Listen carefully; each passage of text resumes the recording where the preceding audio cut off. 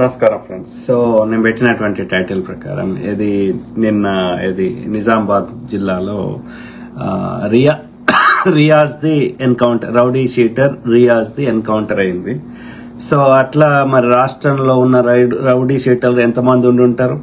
So మరి అట్లా అంటే ఎన్కౌంటర్ చేసుకుంటూ పోతే సమస్యకు పరిష్కారం అవుతుందా అంటే మళ్ళా ఇప్పుడు ఇది కొత్త రౌడీ షీటర్లు పుడతలేరా అంటే నేను ఏమంటున్నా అంటే అతడు తప్పు చేసిండా రైట్ చేసిండా అనేది నిర్ణయించాల్సింది ఎవరు? న్యాయ వ్యవస్థ, అవునా కాదా? ఏదైనా ఇన్సిడెంట్ కాగానే ఇక ఇది ఈ ఆటవిక న్యాయం అడుగుతారు. కానీ దాని వెనకాల ఎవరున్నారు, దాని నెట్వర్క్ ఏంది తెలుసుకో. పోలీసులు ఏది అది చట్టసభలు గాని అంటే పార్లమెంట్ గాని, దేశ స్థాయిలో అయితే రాష్ట్ర స్థాయిలో అసెంబ్లీ గాని పాస్ చేసినటువంటి చట్టాలని అందరూ వాళ్ళు ఆ చట్టాలు పాస్ చేసిన వాళ్ళు ఏది డే టు డే గ్రౌండ్ లో ఉండలేరు కాబట్టి మనం జీతం ఇచ్చి వీళ్ళని అందరూ పాటించేటట్టు చూడు. ఎవరన్నా పాటించకపోతే వాళ్ళు తప్పు చేసినట్టు నీకు అనిపిస్తే ఏది కోర్టుకి న్యాయస్థానానికి అప్పచెప్పు. న్యాయస్థానం నిర్ణయిస్తుంది అతను తప్పు చేసిండా రైట్ చేసిండా, అతను చట్టాన్ని పాటించిండా, అతని వర్షన్ ఆఫ్ ద స్టోరీ అని విన్న తర్వాత అతను గాని ఆమె గాని అప్పుడు న్యాయ వ్యవస్థ నిర్ణయిస్తుంది ఏమని, ఇతను నిజంగా తప్పు చేసినట్టయితే రాజ్యాంగంలో ఈ తప్పుకి ఈ శిక్ష అనేది ఉంది, దాన్ని బట్టి వాళ్ళకి శిక్ష వేస్తుంది జడ్జి గాని జ్యూరీ గాని వేస్తారు. సో కాబట్టి అతడు తప్పు చేసిండా లేకపోతే ఆ వెనకాల నెట్వర్క్ ఏంది, ఇన్వెస్టిగేషన్ ఏంది, అవకాశమే నువ్వు ఇవ్వకుండా ఎన్కౌంటర్ చేసేస్తే నువ్వు నిజాన్ని చంపేస్తున్నావు. వాళ్ళ వెనకాల ఉన్న అందరినీ ఆ ప్రత్యేక పరిస్థితులని వాళ్ళ నెట్వర్క్ ని అవన్నీ మనకు ప్రజలకు తెలియకుండా చేస్తున్నావు. అది కరెక్ట్ కాదు. అది నేను ఈ ఒక్క కేసు గురించి మాట్లాడతలే. ఇప్పుడు ఆమె పేరు దిశ ఆమె పేరు రెడ్డి ఏదో ఉంది. సో ఇప్పుడు ఆమె కేసులో నిజంగా ఆ ముగ్గురే చేసిండ్రనడానికి మన దగ్గర ఎలాంటి ఆధారం లేదు. కేసు విచారణకు వస్తే ఇన్వెస్టిగేషన్ జరిగితే ఆ సీసీటీవీ ఫుటేజీలు పెడితే అది నిజమైన దోషులను రక్షించడానికి వీళ్ళని చేసినావు కావచ్చు పేదోళ్ళని. We don't know. ఇప్పుడు మధ్యప్రదేశ్ లో ఒక కేసులో అతన్ని అరెస్ట్ చేసి తీసుకోవద్దు, అతని దగ్గర అన్ని ఎవిడెన్స్ ఉన్నాయి, ఎవరు మెయిన్ కల్ప్రిట్ ఎవరు ఇవన్నీ. సో ఆ కేసులో ఏం చేసిర్రు, తెల్లార వరకే ఎన్కౌంటర్ చేసిర్రు. ఎందుకని? ఆ వెనకాల ఉన్న వాళ్ళని నువ్వు భద్రపరుస్తున్నావు, వాళ్ళని ఈ విషయాన్ని రాణిస్తలేవు. ఇదే డ్రగ్స్ కేసులో ఓ పిల్లగాన్ని తీసుకుపోయి రైలు కింద పడేసినావు, రాజు అనే పిల్లగాన్ని. ఆ డ్రగ్స్ నెట్వర్క్ ఏందో మాకు రావాలి కదా, మాకు తెలియనియాలి కదా. తెలవాలంటే కేసు విచారణకు రావాలి కదా, ఆధారాలు బయటకు వస్తాయి కదా, ఆయన కాల్ డేటా వస్తుంది కదా, ఎవరెవరితో మాట్లాడండి ఇవన్నీ వస్తాయి కదా. ఇప్పుడు రియాజ్ కేసులో కూడా ఆయన సెల్ ఫోన్ లో డేటా విచారణకు వస్తే ఇవన్నీ వస్తాయి కదా. ముద్దాన్ని అతన్ని చంపేస్తే కేసు క్లోజ్ అవుతుంది కదా. ఇప్పుడు ఆ రియాజ్ కేసు ఫోన్ లో ఏమున్నది, డేటా ఏముంది, ఆ నెట్వర్క్ ఏముంది, ఎవరితో మాట్లాడిండు, మిగతా నేరస్తులు ఎవరు, ఇతను ఒక్కనే చేస్తున్నాడా, ఇతనికి నెట్వర్క్ ఉందా, ఇవన్నీ బయటకు రావాలి కదా. వాళ్ళకు కూడా శిక్షలు పడాలి కదా. కాబట్టి మీకు అధికారం ఇవ్వలేదు పోలీసు వాళ్ళకి. పోలీసు వాళ్ళకి గన్ ఇచ్చింది దాన్ని విధిలేని పరిస్థితులలో ఎవరైనా నిందితుడు వేరే వాళ్ళని చంపుతుంటే అతని ప్రాణం కూడా ఇంపార్టెంట్ కాబట్టి ఆ ప్రాణం ఆపడానికి గాని లేకపోతే నీ ప్రాణంకి నువ్వు కాపాడుకోవడానికి గాని విధిలేని పరిస్థితులలో ఆయుధం వాడాలి. ఎవరైనా సరే, సామాన్యులైనా సరే, పోలీసులైనా సరే, ఆత్మరక్షణ ఒక ప్రాణిని కాపాడడం కోసం మాత్రమే వాడాలి. గాని ఆ తర్వాత అతని కస్టడీలోకి తీసుకున్న తర్వాత నువ్వు శిక్షించడానికి నీకు అధికారం లేదు పోలీసు వాళ్ళకి. పోలీస్ స్టేషన్ లో కూడా అతన్ని శిక్షించాలి విచారణ కోసం అతను ఇన్ఫర్మేషన్ చెప్తలేడు అంటే అతను ఒక కోర్టు నిర్ణయించిన వ్యక్తి ముందట ఉండగా కోర్టు కానీ రాజ్యాంగాన్ని నియమించినటువంటి పరిమితులలోనే అవి అనుమతించిన వాటి యొక్క శిక్షించే విధానంలో శిక్షించి అతని ద్వారా ఇన్ఫర్మేషన్ రాబట్టడానికి కోర్టు పర్మిషన్ తీసుకోవాలి. నీ ఫోన్ సెర్చ్ చేయాలన్నా, నిన్ను విచారణ చేయాలన్నా, నిన్ను శిక్షించాలన్నా. ఓకే, కాబట్టి వాళ్ళని ఉట్టినే కూర్చుండబెట్టలే అక్కడ కోర్టులో జడ్జిలను గాని, జ్యూరీని గాని, ఇంకోరిని గాని. సో న్యాయ వ్యవస్థ అనేది ఎందుకంటే వాళ్ళు ఒకటి మానవత్వం ఆలోచిస్తారు, అట్లనే అది నిజంగా చేసిండా లేదా అనేది వాళ్ళు నిర్ణయిస్తారు. వాళ్ళు ఎందుకంటే వాళ్ళు న్యాయశాస్త్రం చదువుకొని ఆధారాలు చూసి ఇరుపక్షాల వాదనలు విని ఓకే నిజంగా కరెక్ట్ అనిపించింది మాత్రమే వాళ్ళు చెప్తారు. వాళ్ళు చెప్పింది నువ్వు పాటించాలి అంతే. పోలీసు వ్యవస్థ ఓకే అంతే తప్ప నీకు తప్ప అనిపిస్తే ఎస్ ఇది నాకు ఇట్లా అనిపించింది తప్ప రైట్ అనేది న్యాయస్థానానికి తీసుకోవో. జడ్జి కానీ జ్యూరీ కానీ నిర్ణయిస్తారు. క్రిమినల్ కేసులలో అయితే అట్లా ఉంటది. సివిల్ కేసులో అయినా ఓన్లీ జడ్జి నిర్ణయిస్తాడు. జడ్జి తప్పు నిర్ణయిస్తే నువ్వు ఆ పైకోర్టుకు పో, అప్పీల్ చేసుకో. ఈ న్యాయ వ్యవస్థలు ఎక్కడ న్యాయం దొరకకపోతే రోడ్ల మీదకి వచ్చి ధర్నా చేయి, మీడియాలకు పోయి నీ బాధ చెప్పుకో, నిరసన తెలుపు. కానీ నువ్వు పోలీసు ఇప్పుడు కాదు, ఇదే పోలీసోడు రేపు నిన్ను చంపడు, నన్ను చంపడు, ఎవడు ప్రశ్నిస్తే వాడిని చంపడు. వీడు అధికారంలో ఉన్నాడు, దుర్వినియోగం తన అధికారాన్ని దుర్వినియోగం చేస్తలేడని గ్యారంటీ ఏంది? ఎన్ని ఫేక్ ఎన్కౌంటర్లు చేస్తుండొచ్చు కదా. వీళ్ళ కస్టడీలో ఉండంగా ఎట్లా అతను పారిపోతాడు, ఎట్లా నీ గన్ను పుంజుకుంటాడు?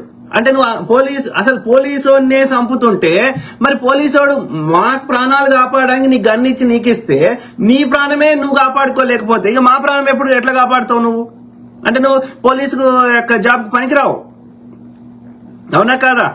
ఇప్పుడు న్యాయ వ్యవస్థలో ఉన్న లోపాలు, పోలీస్ వ్యవస్థలో ఉన్న లోపాలు కూడా ఫిక్స్ చేయాలంటే ఇది విచారణకు రావాలి కదా. నువ్వు క్లోజ్ చేసేస్తే దోషులని కాపాడుతున్నావు. వాళ్ళ వెనకాల ఉన్న ఎవరు, వాళ్ళ నెట్వర్క్ ఏంది, ఇవన్నీ నువ్వు కాపాడేస్తున్నావు. దాంతోడు ఈ చర్చకి రాణిస్తలేవు కదా. నీ పోలీస్ వ్యవస్థలో ఉన్న లోపాలని, నీ న్యాయ వ్యవస్థలో ఉన్న లోపాలని ప్రజల ముందుకు రాణిస్తలేవు కదా. ఒక సామాన్యుడు పోలీసునే చంపగలిగిండంటే ఇక పోలీసుని పెట్టింది ఎందుకు, వాని గన్ ఇచ్చింది ఎందుకు, వాని వ్యవస్థ ఎందుకు పెట్టిండు? మమ్మల్ని కాపాడడానికి. నువ్వే కాపాడుకోలేకపోతే మమ్మల్ని ఏం కాపాడుతావురా? అంటే నీ పోలీసు వ్యవస్థలో అన్ని లోపాలు ఉన్నాయి. ఒక కానిస్టేబుల్ యొక్క 10వ తరగతి చదివినోడికి నువ్వు గన్ ఇచ్చి వానికి గన్ను ఎట్లా వాడాలనో తెలియకపోయా కాదు. వాడు రియాజ్ అంటాడు నిజంగా పోలీసు అని చంపుతుంటే ఈడేం చేసిండు? ఈ కానిస్టేబుల్ గడి వీకిండా? అంటే కానిస్టేబుల్ దగ్గర గన్ను లేదని అర్థమే కదా. సో వాడు పొడుస్తుంటే, వాడు చంపుతుంటే వీడు ఏం చేయలేని నిస్సహాయ స్థితిలో ఉన్నాడు కదా. వాడు పోలీసు ఎట్లయితాడు? పోలీసు అంటేనే వాడు కాపాడుకుంటూ మనల్ని కాపాడేటోడు, మనల్ని చంపుతుంటే మనల్ని రక్షించేటోడు. అంటే పోలీసు వ్యవస్థలో గన్ని లోపాలు ఉన్నాయి. కానిస్టేబుల్ ఎందుకు పనికి రాడని అర్థం. మరి అమెరికాలో ఇంకో దేశంలో అట్లున్నారా పోలీసు వాళ్ళు? ఉన్నారా?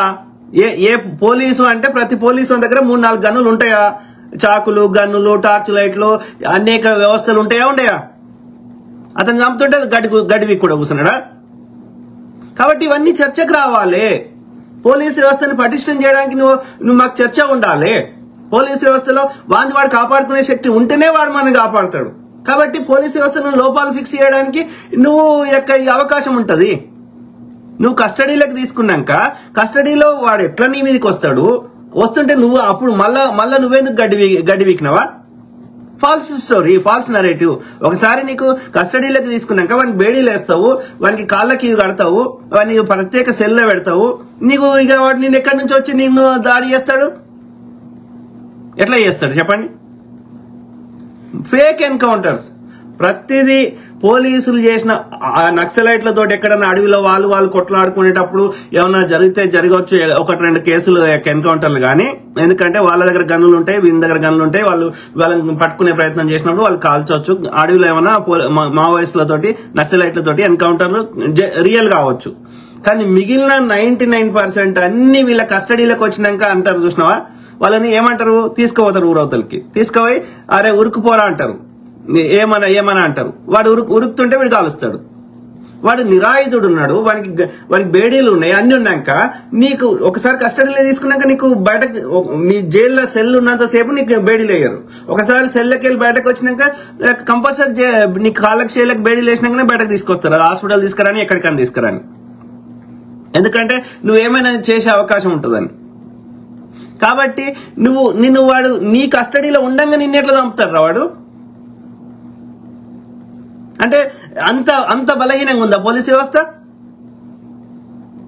నువ్వు రాంగ్ చెప్తున్నావు. నీ బాడీ కెమెరా ఉండాలి, ఆడ సీసీ ఫుటేజ్ ఉండాలి, అవన్నీ మాకు పెట్టాలి ప్రజల ముందు, మీడియాకు గానీ కోర్టులకు గానీ.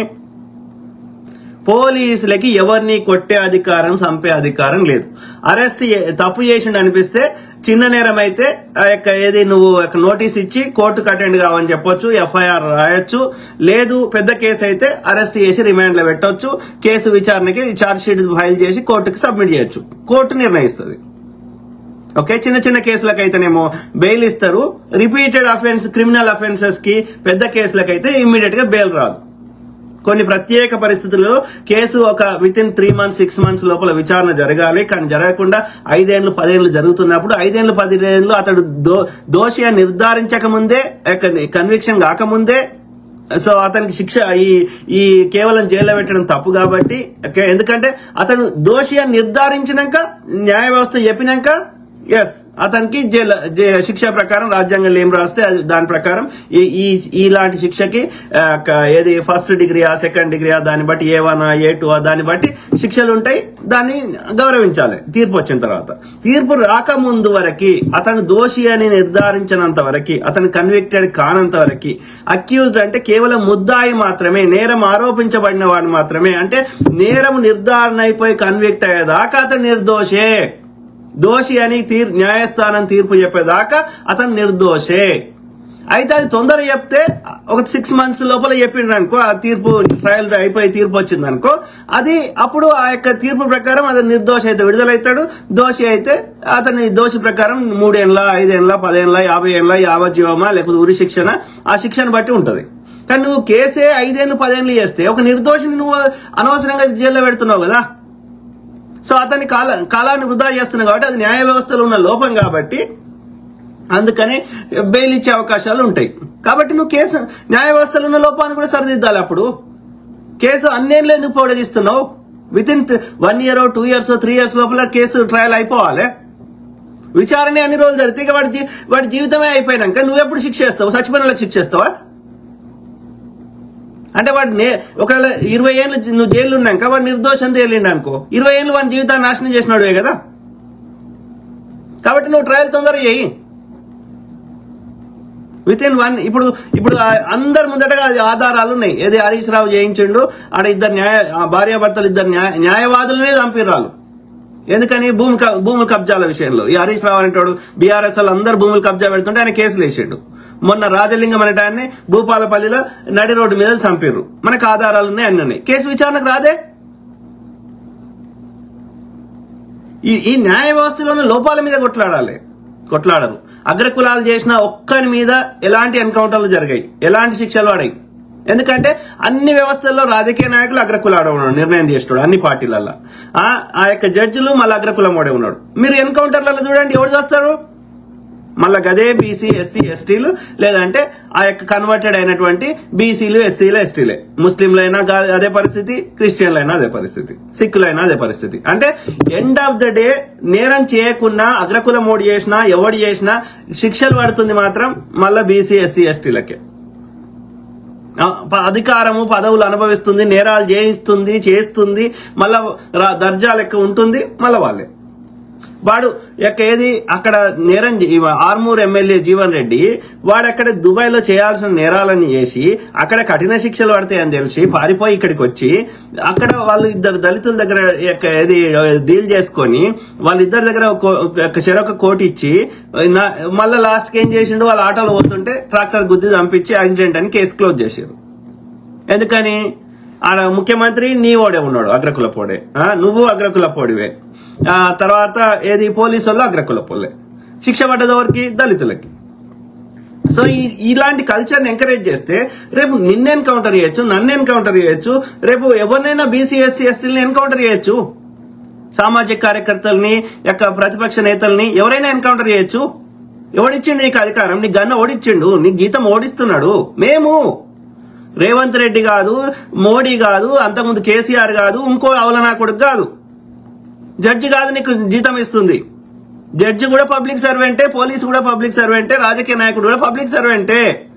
మీరందరూ రాజ్యాంగం మీద ప్రమాణం చేసి మేము ప్రజలకు యొక్క రాజ్యాంగానికి అనుకూలంగా పాటిస్తామని చెప్పారు. మీకు జీతాలు ఇస్తుంది ప్రజలు.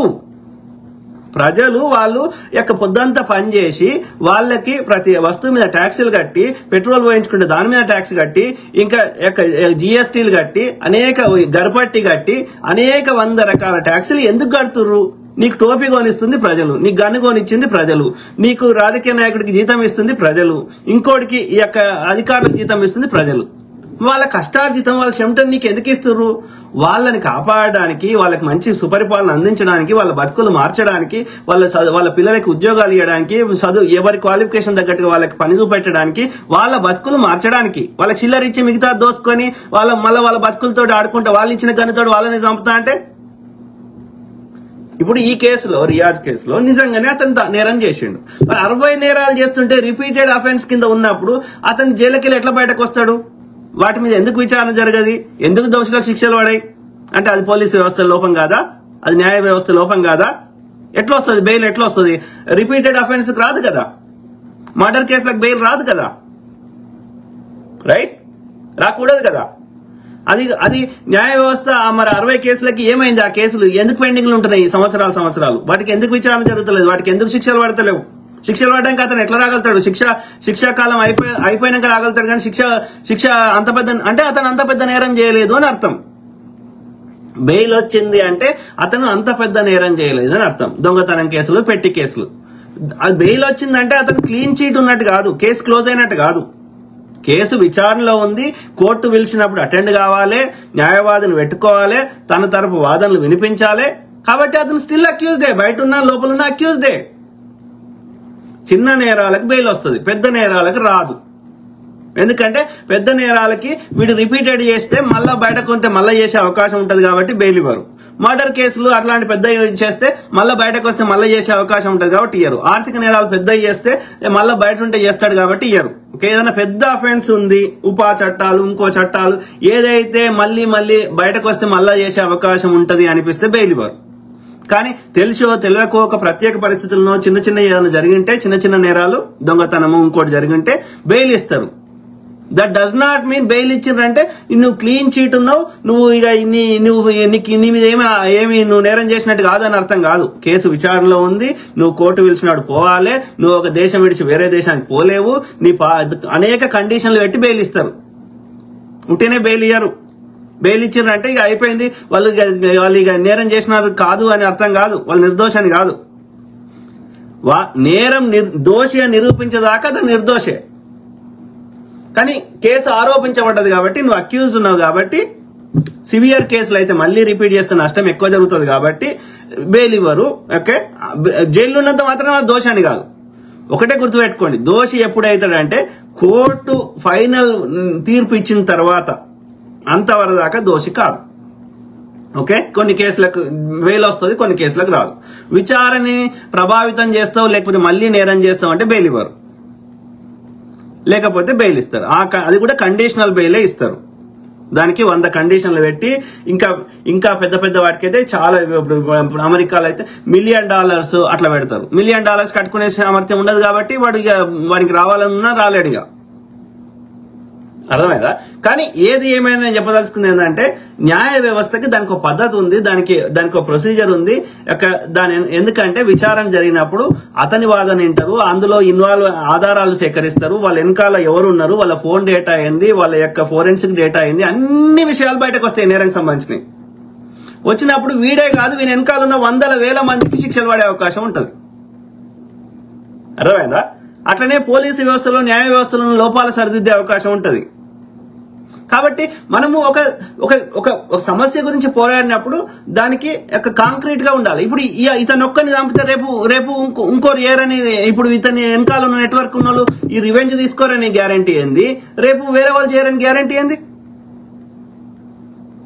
అరే, పెద్దవాళ్ళు, జాతీయవాదులు, దేశాన్ని ప్రేమించే వాళ్ళు ఒక చట్టం చేసిరంటే వాళ్ళు అందరి అభిప్రాయాలు తీసుకొని, ఇప్పుడు నేను ఎట్లా చెప్తున్నా అట్లా ఆలోచించి, అనేక మంది సలహాలు తీసుకొని, అనేక దేశాల రాజ్యాంగాలను చదివి అది ఒక పద్ధతి చేశారు కదా. ఇప్పుడు ఆటవిక న్యాయం చేస్తే అది కరెక్ట్ కాదు. అది ఈవెన్ షరియాలో అయినా, ఇస్లామిక్ కంట్రీస్ లో అయినా ఇప్పుడు వాళ్ళు న్యాయాన్ని చంపేస్తున్నారు. వాళ్ళ వెనకాల ఇప్పుడు నేరం ఒక్కడే చేయలేడు, వాళ్ళ వెనకాల వానికి సహకరించే వాళ్ళు చాలా మంది ఉంటారు.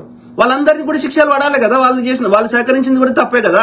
A1 ఒక్కనికే శిక్ష పడదు కదా, A2, A3, A5 అందరికి పడుతుంది కదా. కాబట్టి వాళ్ళు వెనకాల నెట్వర్క్ ని మనకు తెలియకుండా చేస్తున్నావు నువ్వు. వాడు ఎన్కౌంటర్ చేయించిండు డ్రగ్స్ కేసులో ఒక రాజు అనే పిల్లగాని కేటీఆర్ గాడు. అసలు కేటీఆర్ చేయించిండు. ఈ డ్రగ్స్ ఇంపోర్ట్ చేసిందే కేటీఆర్ అనేది బయటకు ఎట్లా వస్తుంది విచారణ చేయకపోతే? నువ్వు అసలు దొంగను కాపాడడానికి ఈ అమాయకులైన బీసీ ఎస్సీ ఎస్టీని చంపుతున్నావు కదా. ఇప్పుడు దిశ కేసులో వేరే అగ్రకులం ఓడి చేసిండు కావచ్చు, ఆమె కొలీగ్ చేసిండు కావచ్చు, ఆమె ఎవరింటికి పోయిందో వాళ్ళ ఇంటికి సంబంధించిన వాళ్ళు చేసారు కావచ్చు. నీకే ఈ పిల్లలే చేసిరు అనేది నీ దగ్గర ఏం ఆధారం ఉంది సజ్జనార్ గారు? పోలీస్ ఒకటే ఒక ఏకైక సందర్భంలో మీకు గన్ను వాడే అవకాశం ఉంది.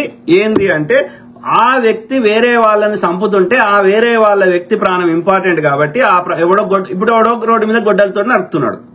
అప్పుడు ఏం చేయాలి?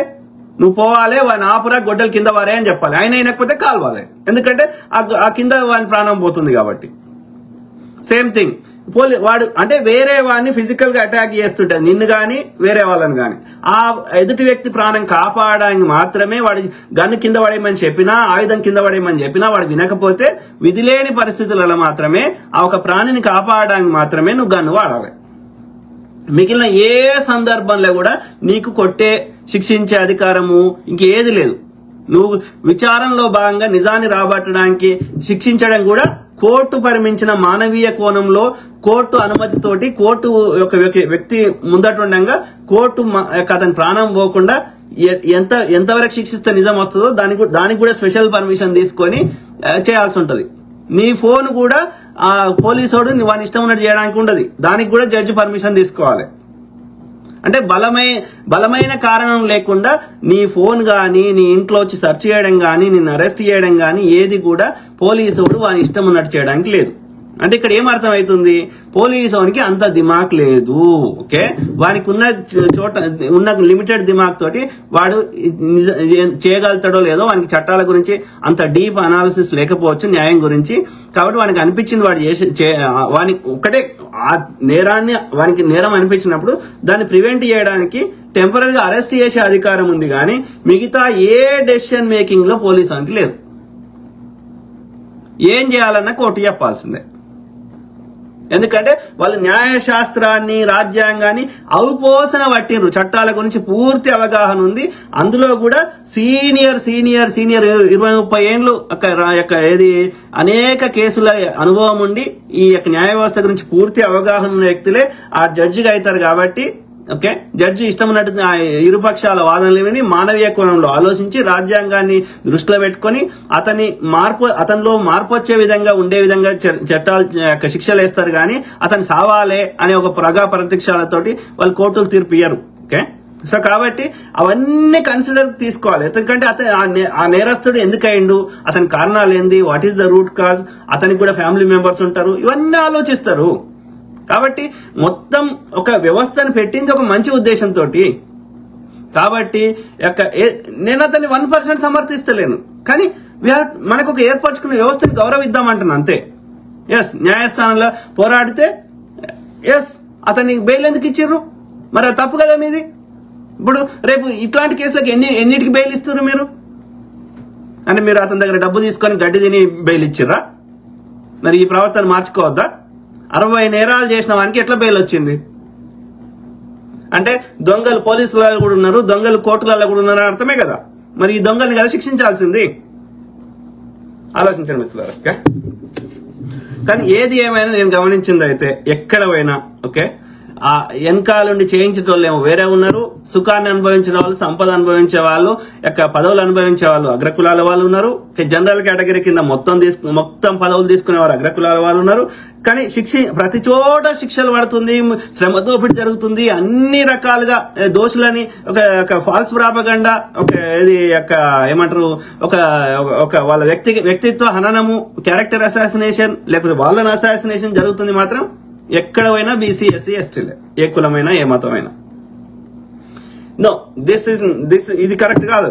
ఓకే, మనము ఈ ఆటవిక న్యాయాన్ని నేనన్నా మన దేశంలో అంటలేను, ఇస్లామిక్ దేశంలో అయినా, అదే తాలిబాన్లు అయినా లేకపోతే ఆ సౌదీ అయినా వాళ్ళది కూడా కరెక్ట్ కాదు, ప్రొసీజర్.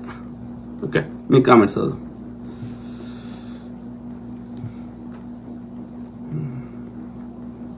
లేకపోతే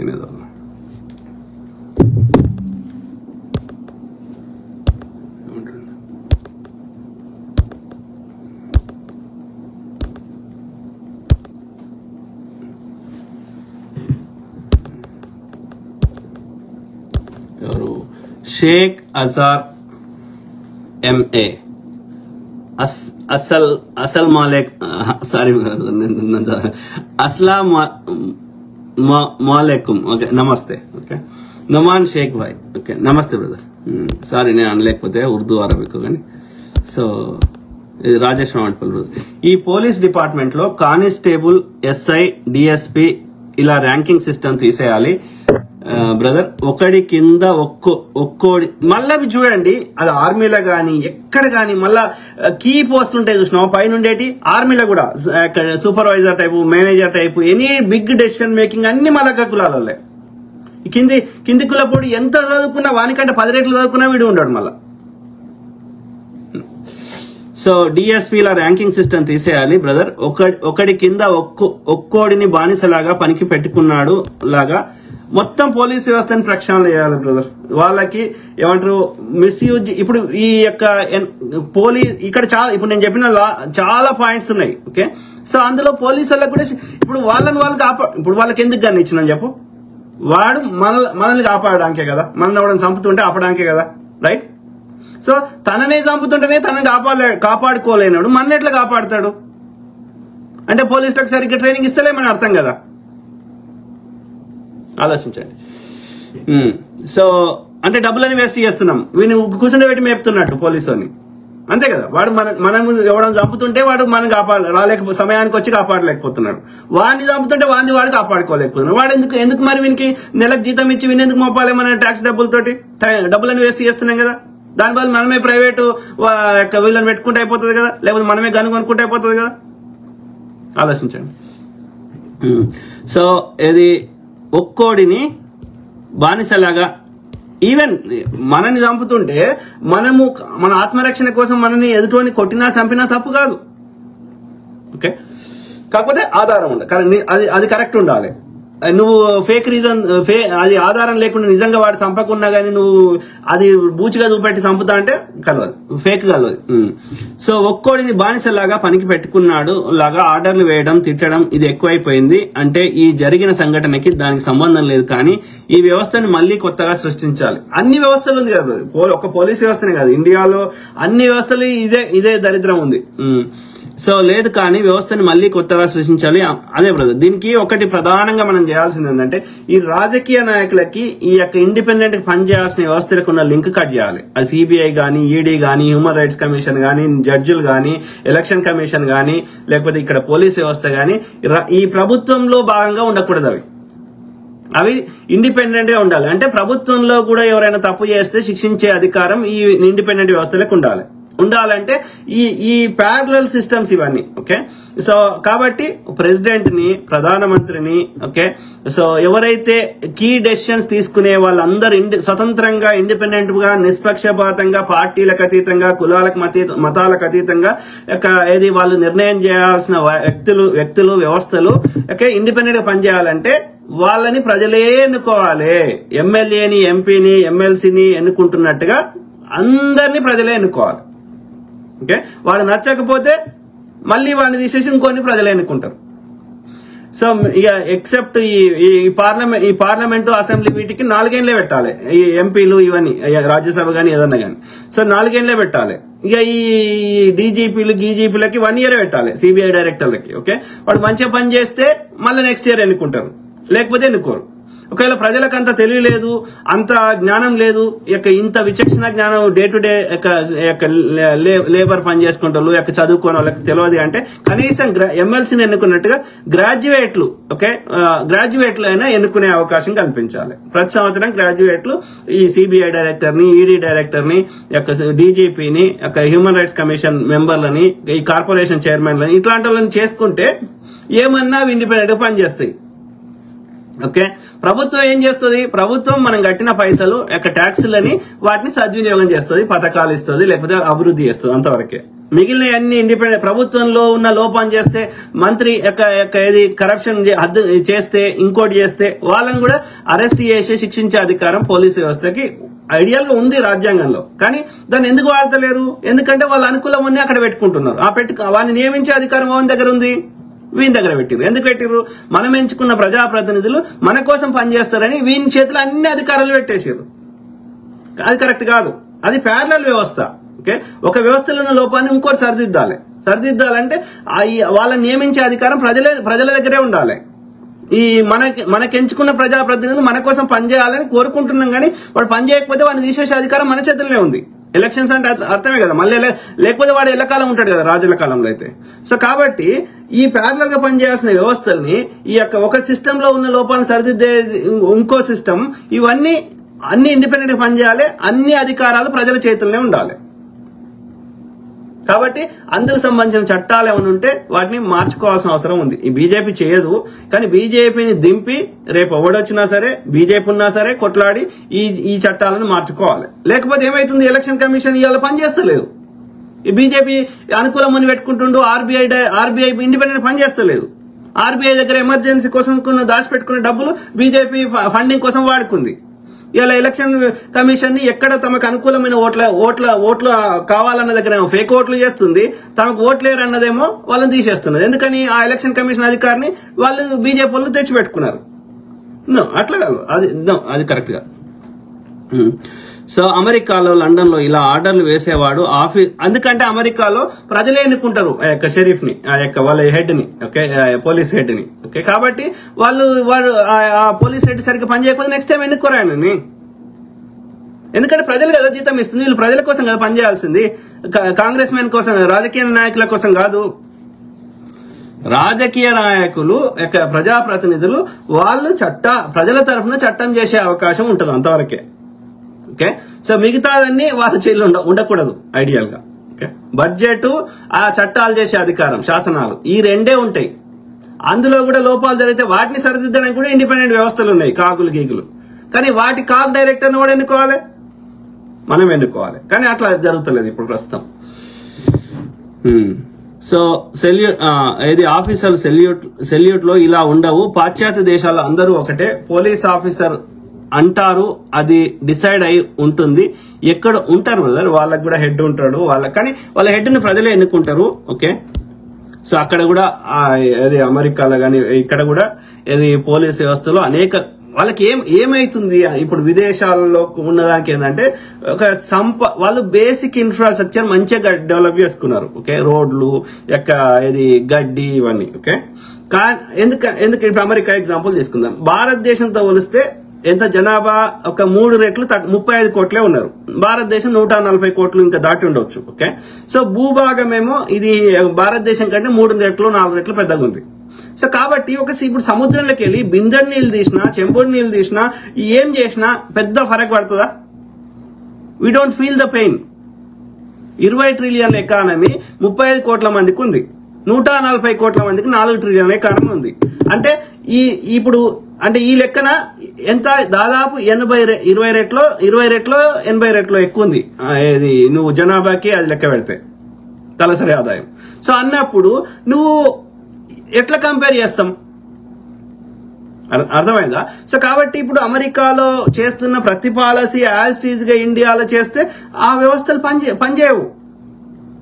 అమెరికాలో ఉన్న మెడికల్ సిస్టమ్, వైద్యం సంబంధించినవి అట్లనే ఇంప్లిమెంట్ చేస్తే పనిచేయదు ఇండియాలో.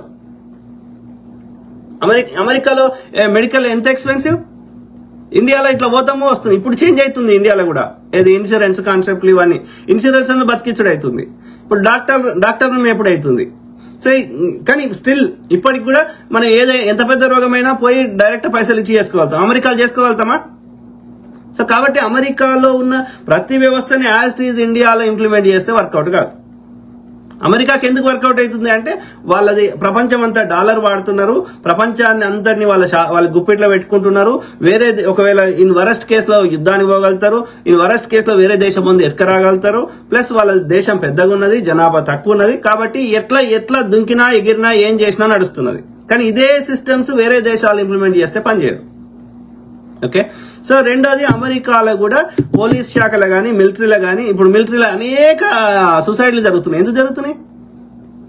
సో ఇవన్నీ ఉన్నాయి. ఇప్పుడు అనేక క్రైమ్ ఛానల్స్ ఉన్నాయి. చూడు అమెరికాలో ఉన్న పోలీస్ వ్యవస్థలో ఉన్న లోపాలు, పోలీసు ఆ లోపల ఉన్న ఫీమేల్ ఇన్మేట్ తోటి సంబంధం పెట్టుకొని లేకపోతే జైలుకి వెళ్ళి వారిపోయి అనేక రకరకాలు ఉన్నాయి. వీళ్ళకి కూడా పోలీస్ హెడ్ ఉంటాడు, కింద పోలీసులకు చాలా మెంటల్ ప్రెషర్. ఓకే, సో చాలా మంది సూసైడ్ చేసుకోవడం, లేకపోతే ఉద్యోగం వదిలేసిపోవడం రకరకాలు జరుగుతున్నాయి. ఇంకా మన దేశం కంటే ఎక్కువ ఉన్నది ఇక్కడ ప్రెషర్. ఓకే, పోలీసులకి ఆర్మీకి చాలా ఎక్కువ ఉన్నది.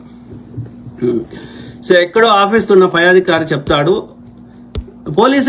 పోలీసు ఆర్మీ ఇండియా కంటే వరస్ట్ ఉన్నది అమెరికాలో. అంటే స్ట్రెంత్ పరంగా సిచ్యువేషన్ హ్యాండిల్ చేసేది ఉంది, కానీ మెంటల్ ప్రెషర్ ని హ్యాండిల్ చేసేట్లో ఈ హైరార్కీ లెవెల్స్ ఇది ఘోరంగా ఉంది. ఇక కాకుండా ఆర్మీలో అయితే ఈ ఫిమేల్ మేల్ అది కాకుండా మేల్ కూడా ఇది అంటే సేమ్ జెండర్ కూడా చాలా ఉన్నాయి. ఒకటి ఆర్డర్లు చేయడం లాంటివి ఉండవు, అందరినీ పోలీస్ ఆఫీసర్ అనాలి అంతే. ర్యాంకులు ఉంటాయి బ్రదర్, ఉంటాయి. వాళ్ళకి హెడ్ ఉంటాడు, మిగతా పోలీసులకు ఉండకపోవచ్చు కానీ వాళ్ళకైతే ఒక హెడ్ ఉంటాడు. ఇన్ని ర్యాంకులు ఉండకపోవచ్చు, ఇండియాలో ఉన్నట్టు అన్ని ర్యాంకులు ఉండకపోవచ్చు కానీ ఒక హెడ్ అయితే ఉంటాడు. Head will decide. హెడ్ ని మాత్రం ప్రజలు ఎన్నుకుంటారు. సో అది ఒకటి మంచిగుంది, ప్రజలు ఎన్నుకునేది. సత్యవాణి, అవునా అన్న, మీరు చెప్పింది 100% నిజం. Thank you sister. సో కాబట్టి నేను ఈ కేసు అంటలేను, ఎనీ కేసు, ఏ కేసు అయినా సరే అది వాళ్ళు చెప్పడానికి సిగ్గుండాలి పోలీసులకి. మమ్మల్ని చంపడానికి వస్తున్నాడు అంటే నువ్వు నీ కష్టం యాక్చువల్ నిజంగా ఎన్కౌంటర్ అవుతున్నప్పుడు అరెస్ట్ చేసే కంటే ముందు అవుతుంది చూసినావా, అరెస్ట్ చేయకుండా నేను చంపే ప్రయత్నం చేస్తే అప్పుడు చేయనుంటివి. నిజంగా ఆ సిచ్యువేషన్ ఉంటే నీకు అతను లొంగిపోయి నీకు దొరికినాక ఇక నీ కస్టడీలోకి వచ్చినాక చేస్తుండ్రు అంటే నీ పెద్ద లోపం అది. అంటే నీకు పోలీసు కస్టడీలో ఎట్లా నిందితుని ఎట్లా ఇది అతను నేను కొట్టకుండా ఎట్లా కాపాడుకోవాలి, అతనికి బేడీలు వేయాలనేది మినిమం కామన్ సెన్స్ లేకుండా పోయిందని అర్థం. సో చాలా లోపాలు ఉన్నాయి పోలీస్ వ్యవస్థలో. సో అవి సరిదిద్దాలి.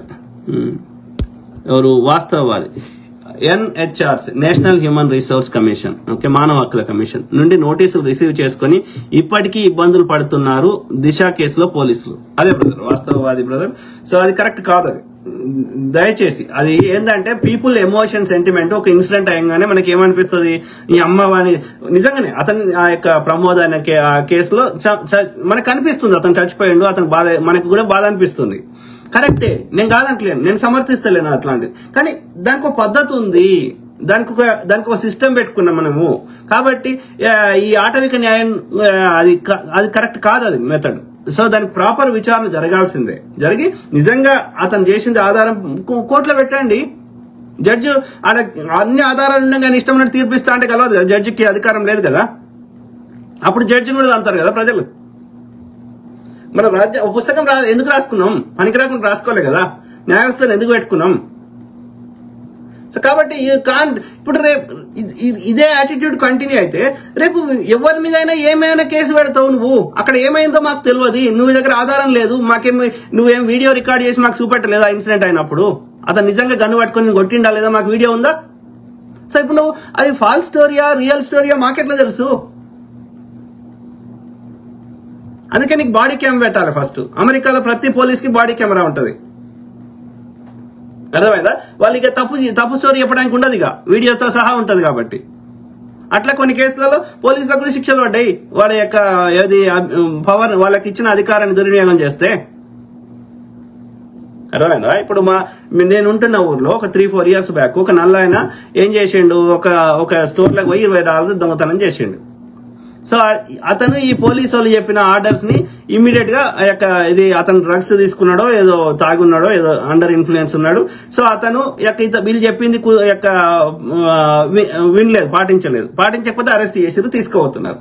ఇక అయిపోయినాక ఇతను చెప్పినట్టు ఇంటలేరని తన కోపాన్ని ఆపుకోలేక ఈ 4 పోలీసులకు హెడ్ ఆయన ఏం చేసిండు, ఈ కెమెరాలు రావద్దని నెల మీద వండబెట్టి అతని గొంతు మీద ఇది మోకాలు పెట్టి ఒత్తిండు. ఓకే, అతను ఏడుస్తా ఉన్నాడు. ఓకే, ఇది నా ప్రాణం పోతుంది, శ్వాస ఆడతలేదని. అయినా కానీ వినలేదు. వినకుంటే అట్లనే ఒత్తి పడితే ఆ రోడ్డు మీద పక్కకు పోయేట ఒక ఆమె ఫోన్లో రికార్డ్ చేసింది. సో అది ఆ వీడియో ఫుల్ వైరల్ అయింది, ఓకే, ప్రపంచం అంతా. సో ఆ తర్వాత ఇప్పుడు ఆ పోలీసులకు శిక్షలు పడ్డాయి, 3 ఏళ్ళు 5 ఏళ్ళు జైలు శిక్షలు పడ్డాయి. అర్థమైందా. ఒక పోలీస్ ఆయనని జైలు ఉన్నప్పుడే వాళ్ళందరికి ఉద్యోగాలు పోయినాయి, జైలు శిక్షలు పడ్డాయి. మళ్ళా అతని కుటుంబానికి అతనికి కూతుర్లు వాళ్ళు ఉంటే ఎన్నో మిలియన్స్ ఆఫ్ డాలర్స్ అతనికి కాంపెన్సేషన్ సెటిల్మెంట్ కింద పైసలు ఇచ్చిర్రు. తర్వాత పోలీసు వాళ్ళకి శిక్షలు పడ్డాయి. సిటీకి ఎంత నష్టం జరిగింది? సిటీ అంటే అదే మన యొక్క ఏమంటారు మున్సిపాలిటీ లాగా. సో దానికి మిలియన్స్ ఆఫ్ డాలర్స్ ఖర్చు అయినాయి. ప్రజలందరూ ట్యాక్స్ డబ్బులు వాళ్ళ కుటుంబానికి ఇవ్వాల్సి వచ్చింది. దానికి కాకుండా వీళ్ళ ఉద్యోగాలు పోయినాయి. ఈ 4 పోలీసు వాళ్ళ కుటుంబాలకి ఏమంటారు వాళ్ళ బతుకులు అయినాయి. ఆ జైల్లోకి పోయినాక జైల్లో ఉండే ఇంకో నేరస్తుడు ఈ పోలీసుని ఈ ఉద్యోగం పోయిన పోలీసుని పొడిచిండు. ఓకే, సో ఇక అయిపోయింది వాళ్ళ జీవితం. సో కాబట్టి నేను ఏమంటున్నా అంటే అధికారాన్ని దుర్వినియోగం, నీకు అరెస్ట్ చేసే అధికారం మాత్రమే ఉంది, చంపే అధికారం నీకు ఇవ్వలేదు. అది నిజంగా అతను ఏం చేసిండో ఆ నేరాన్ని బట్టి మనం శిక్ష రాసుకున్నాం. నిజంగా కొన్ని ఎక్స్ట్రీమ్ కేసులలో ఆ నేరానికి మరణ శిక్ష వేయాలని ఉంటే మరణ శిక్ష వేస్తారు. ఇప్పుడు కసబ్ ఉన్నాడు, ఇప్పుడు 15 మందిని చంపినాక కసబ్ ఒక్కరిని ఆని చంపడం పెద్ద విషయమా ఆర్మీకి? చంపకుండా అతన్ని అరెస్ట్ చేసి కేసు విచారణ చేసి జడ్జి తీర్పిచ్చి మనకు అతన్ని ఉరిశిక్ష చేశారు కదా. కానీ అతన్ని పట్టుకోవడం వల్ల, కేసు విచారణ చేయడం వల్ల అతని వెనకాల ఎవరున్నారు, ఎక్కడ జరుగుతుంది, వీళ్ళ నెట్వర్క్ ఏంది, అన్ని విషయాలు తెలిసినాయి కదా మనకి. ఏ టైంలో బయలుదేరిండ్రు, ఎవ్రీథింగ్ తెలిసింది కదా. అతను పట్టుకోకపోతే ఎట్లా తెలిసేది? ఆ వెనకాల ఉన్న వాళ్ళు అందరి ఆ వాస్తవాలన్నీ చచ్చిపోయేటి కదా, ఎన్కౌంటర్ అయ్యేటి కదా. కాబట్టి నువ్వు ఒక వ్యక్తిని ఎన్కౌంటర్ చేస్తున్నావు అంటే నువ్వు న్యాయాన్ని ఎన్కౌంటర్ చేస్తున్నావు, ఆ వాస్తవాలను ప్రజల దగ్గర రాకుండా చేస్తున్నావు, అసలు దోషులను కాపాడుతున్నావు. ఇప్పుడు వాడిని దొరకబెట్టడం వల్ల వాడు ఎవడు, ఎక్కడున్నాడు, అవన్నీ తెలుసుకోవడం జరిగింది కదా. వాళ్ళ నెట్వర్క్ ఎట్లా పనిచేస్తుంది అవన్నీ తెలిసినాయి కదా. కాబట్టి మనకి సమస్యకు మొత్తానికి రూపమాపే అవకాశం ఉంటుంది కదా. ఇప్పుడు వీని చంపితే వీని వెనకాల ఉన్న వాళ్ళు ఇది రివెంజ్ తీసుకోవడానికి ఇంకెక్కువ మంది చేస్తారు కావచ్చు. మనకు ఆ నెట్వర్క్ తెలియకుండా చేసినావు కదా. 60 నేరాలు చేస్తే ఎందుకు బెయిల్ ఇచ్చినావు? రిపీటెడ్ అఫెన్స్ కి ఇవ్వద్దని చట్టం లేదా? కాబట్టి ఇంతకుముందు చెప్పినట్టు ఒక ప్రత్యేక పరిస్థితులలో నీకు కానీ వేరే వాళ్ళకి కానీ ప్రాణహాని ఉంది అన్నప్పుడు మాత్రమే అతని ఆయుధం పట్టుకొని ఉన్నాడు, అతను చెప్తే వింటలేను నీ కమాండ్స్ అన్నప్పుడు మాత్రమే నువ్వు నీ యొక్క పవర్ వాడాలి. కానీ అదర్వైజ్ అతన్ని నువ్వు చెప్పినట్టు వింటున్నాడు, అతని దగ్గర ఆయుధం లేదు, ఎవరికి థ్రెట్ లేకపోతే అతన్ని అరెస్ట్ చేయి నేరం చేస్తే. కానీ అతన్ని ఏమంటారు నువ్వు చంపే అధికారం పోలీసు వాళ్ళకి లేదు. సజ్జనార్ గారు, ఓకే, జస్ట్ బికాస్ జనాలు ఎమోషన్స్ ఆ ఇంటెన్సిటీ ఉన్నది కాబట్టి వాళ్ళని కామ్ చేయడానికి చంపుతాము అంటే that is not at all acceptable. Okay, ఇవాళ ఇది చేస్తావు, రేపు ఇంకో ఫాల్స్ నరేటివ్ క్రియేట్ చేసి రేపు ఇంకోళ్ళకి చేస్తావు. ఫస్ట్ వీళ్ళకి బాడీ కెమెరాలు పెట్టాలి, ప్రతి పోలీసానికి ఆయుధం ఇవ్వాలి, ప్రతి పోలీసుడు చదువుకున్నోడు, రాజ్యాంగం గురించి పూర్తి అవగాహన ఉండే పోలీసుడు కావాలి, 10వ తరగతి చదివి ఎద్దుకెద్దున్నాడు కాదు, బుర్ర కావాలి. బక్కగున్నోడైనా ఇంటెలిజెన్స్ ఉంటే వాడు సిచ్యువేషన్ హ్యాండిల్ చేస్తాడు. ఇవాళ మనం ఏమన్నా రన్నింగ్ పోటీ పెడుతున్నామా? కాదు, మనం ఏమన్నా ఒలింపిక్స్ పోతున్నామా? కాదు కదా. ఇది మైండ్ తోటి కదా ఆలోచించాల్సింది. ఈ చట్టం అంటే ఏంది, వాడి నేరం దేన్ని నేరం అంటారు, దేన్ని నేరం అన్నారు, ఆ క్రిటికల్ సిచ్యువేషన్ ఏం చేయాలి, నీకు ఆయుధం గన్ వాడడం తెలవాలి. మహిళలైనా వాడతారు. ఫిజికల్ స్ట్రెంత్ అవసరం లేదు ఈ రోజుల్లో. వెనకట ఫిజికల్ స్ట్రెంత్ ఎందుకు కావాలంటే వాడు ఉరుకుతుంటే వాడిని దొరకబట్టడానికి కావాలి. వెనకట అంతా ఈ గన్నుల కల్చర్ లేదు కదా. ఇప్పుడు అన్ని గన్నులు వచ్చినాయి కదా, ఫిజికల్ స్ట్రెంత్ కాదు కావాల్సింది. అట్లయితే మరి ఇప్పుడు జపాన్ లో గానీ లేకపోతే థాయిలాండ్ లో గానీ అక్కడ పోలీసు వాళ్ళు మనంత దేహదారుఢ్యంగా ఉంటారా?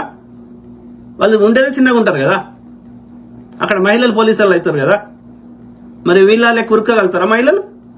సో కాబట్టి మన పోలీసు రిక్రూట్మెంట్ తప్పు ఉంది. అది కంపల్సరీ గ్రాడ్యుయేట్ అయి ఉండాలి, కంపల్సరీ వాళ్ళకి రాజ్యాంగం అవగాహన ఉండాలి. ఆ పార్ట్ ఆఫ్ యువర్ ట్రైనింగ్ లో వాళ్ళని తీసుకున్నప్పుడు.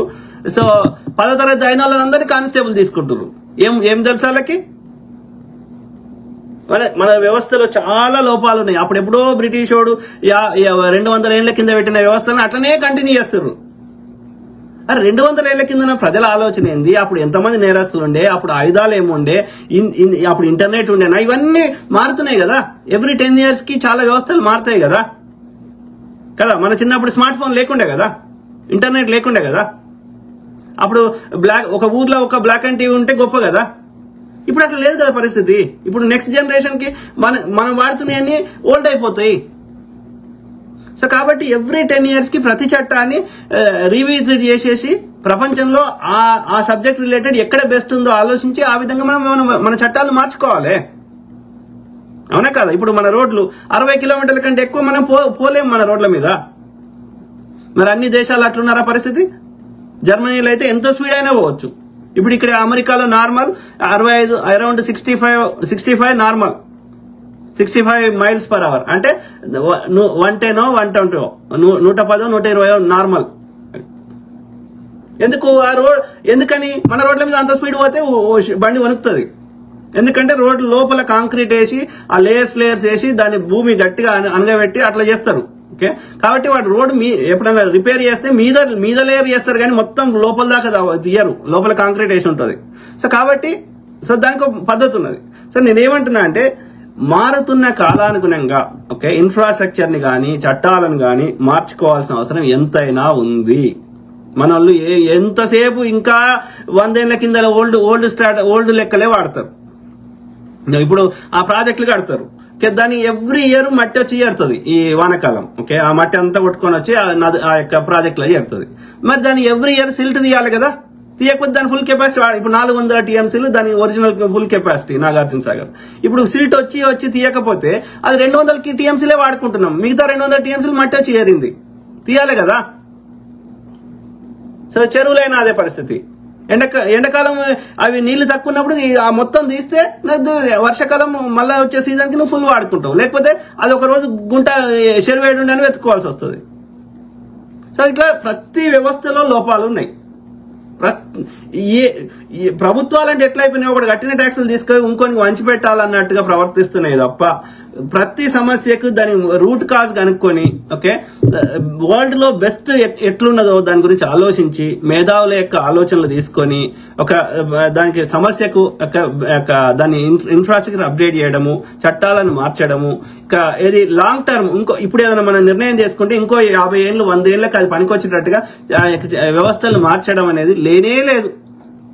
కట్టిన ట్యాక్సులు ఎన్నికల ముందు చిల్లర వంచి పెట్టాలి, గెలవాలి, గెలిచినాక ఎన్నో పంచిపెట్టే హామీలు ఇవ్వాలి, చిల్లర వంచి పెట్టాలి, వాళ్ళు అట్లనే చేస్తారు, నువ్వు ఇట్లనే చేస్తావు, నీ కొడుకులు బిడ్డలు వేరే దేశంలో ఉంటారు, ఈ అన్ని మంచిగా ఉన్న వ్యవస్థలకు ఆడిపోతావు, లేదంటే నీ ఇంటి లోపల మంచిగా పెట్టుకుంటావు నీ గేట్ లోపల. ఇంకా మెజారిటీ భారతదేశం ఎప్పుడు చూసినా గట్లనే పేదరికంగా, గట్లనే అంటురోగాలతోటి, గట్లనే మోర్లతోటి అట్లనే ఉండాలి ఎన్నేళ్ళైనా. ఇవన్నీ ఎవడరా అనుభవించేది ఈ బాధలు అంటే మళ్ళీ గదే బీసీ ఎస్సీ ఎస్టీ. కరెక్ట్ కాదు brother, we should not encourage such encounters. Rajesh Mamidipalli brother, Chicago నగరంలో పెట్టినట్టు మన తెలంగాణలో లేదా భారతదేశంలో కూడా పోలీసు వాళ్ళకి బాడీ కెమెరాలు పెట్టాలి బ్రదర్. షికాగోలో ప్రతి ఊర్లో ఇప్పుడు ఎక్కడ పోయినా అమెరికాలో ఎక్కడ పోయినా పోలీసు వాళ్ళకి బాడీ కెమెరాలు ఉంటాయి. సో 3-4 రకాలు ఉన్నారు అలా పోలీసులు కూడా. స్టేట్ ట్రూపర్ వేరే ఉన్నారు, మళ్ళీ ఈ లోకల్ సిటీ వేరే ఉన్నారు, అలా కూడా 3-4 ఏమో ఉన్నాయి. స్టేట్ లెవెల్లో ఒకరు, కౌంటీ లెవెల్లో ఒకరు, సిటీ లెవెల్లో ఒకరు. ఓకే, సో కౌంటీకి సంబంధించిన విషయాలు ఉంటే కౌంటీ వాళ్ళు అంటే వాళ్ళకి పోలీసు వాళ్ళకి, ఎందుకంటే ఎవరికి సంబంధించి కౌంటీ చట్టాలను పాటించాల్సిన దగ్గర కౌంటీ పోలీసులు, స్టేట్ అంటే వాళ్ళ పరిధి లోపల, సిటీ దాటితే కౌంటీ దాటితే స్టేట్, ఓకే ఇంటర్ స్టేట్ ఇట్లా. సో కాబట్టి ఆ యొక్క మళ్ళీ వాళ్ళ జీతాలు ఇచ్చే వ్యవస్థ అవన్నీ కూడా ఆ యొక్క సిటీ కౌంటీ వాళ్ళని బట్టే ఉంటాయి. ఓకే, సో ఏది ఏమైనా ఎనీ పోలీస్ వాడికి బాడీ కెమెరాలు కంపల్సరీ ఉంటాయి. ఓకే, అది చాలా సింపుల్ అది. సో అనూప్ రెడ్డి పింగిల్, నేను కూడా నువ్వు చెప్పినదే చెప్తున్నా, జనానికి అర్థమైతలేదు బోడిరాజ్. అదే బ్రదర్ చెప్పాలి కదా, ఎందుకంటే మన దేశంలో ఎందుకు అర్థమైతలేదు, మెజారిటీ సామాన్యులు చదువుకోని వాళ్ళు ఉన్నారు. ఓకే, ఇంకా ఆ ట్రైబ్ మెంటాలిటీ, ఆ ఆఫ్ఘనిస్తాను, ఆ తాలిబాను, ఆ షరియాలా ఇట్లా ఆలోచించడం వాళ్ళు ఎక్కువ ఉన్నారు. అంటే చదువుకోని వాళ్ళకి ఏంది ఇమ్మీడియట్ గ్రాటిఫికేషన్ ఉండాలి, నువ్వు కొడితే నేను కొట్టాలి, నువ్వు చేస్తే ఇది చేయాలి. కరెక్టే, ఎవడు కాదన్నాను, మేము అతని మీద సానుభూతి చూపెడుతున్నామా, మేము కూడా శిక్షించమంటున్నాం. కానీ అతను ఒక్కడే కాదురా అయ్యా, దానికి పూర్వాపరాలు, దాని వెనకాల ఉన్న వాళ్ళు, ఇదంతా ఒక సిస్టమ్ ఉన్నది. కాబట్టి నువ్వు అట్లా చంపేస్తే అసలు దోషులను కాపాడిన వాడివైతావు. మనకు పూర్తి సమాచారం రాదు. మనం ఈ వ్యవస్థలను పెట్టుకున్నది ఎందుకోసం, అతను ఏ పరిస్థితుల్లో అందులోకి నెట్టివేయబడ్డాడు, అతని వెనకాల ఎవరైనా ఉండి చేయించినరా, ఇవన్నీ బయటకు రావాలి కదా. ఒక స్త్రీ తన ప్రాణాన్ని కాపాడుకోవడానికి ఆ ప్రత్యేక పరిస్థితులలో వాళ్ళు అమ్ముకున్నది కావచ్చు, ఆ వెనకాల అమ్మిపించినోడోడు, ఆమెను చంపడానికి బెదిరించినోడోడు, ఆ పరిస్థితులు నెట్టివేసినోడోడు, ఆమెను వ్యభిచార కుంపలకి అమ్మేసినోడోడు, ఇవన్నీ బయటకు రావాలి కదా. అసలు దొంగలు వాళ్ళు కదా. ఈ అమ్మాయిని చంపేస్తే వాడు వేరే అమ్మాయిని అలా వండబెట్టడానికి గ్యారంటీ ఏంది? కాబట్టి రూట్ కాజ్ ఏందో కనుక్కోవాలంటే మనకు విచారణ జరగాలి. కాబట్టి వాడిని అరెస్ట్ చేసి కోర్టు ముందుకు పెట్టాలి. ఇందుకోసమే కదా కోర్టు పెట్టింది. న్యాయం ఏది, అన్యాయం ఏది, అందులో పూర్తి వివరాలు బయటకు రావడానికి విచారణ, ఇదంతా వ్యవస్థ పెట్టుకున్నాం కదా. వాడు నిజంగా దోషి అయితే శిక్షించొద్దని ఓడంటున్నాడు. కసబ్ నూరు తీస్తే ఎవడేం మేము సపోర్ట్ చేయలే కదా. కానీ దానికి ఒక సిస్టమ్ ఉంది. నువ్వు నీ చట్టాన్ని నీ చేతిలోకి తీసే అధికారం నీకు ఇవ్వలేదు.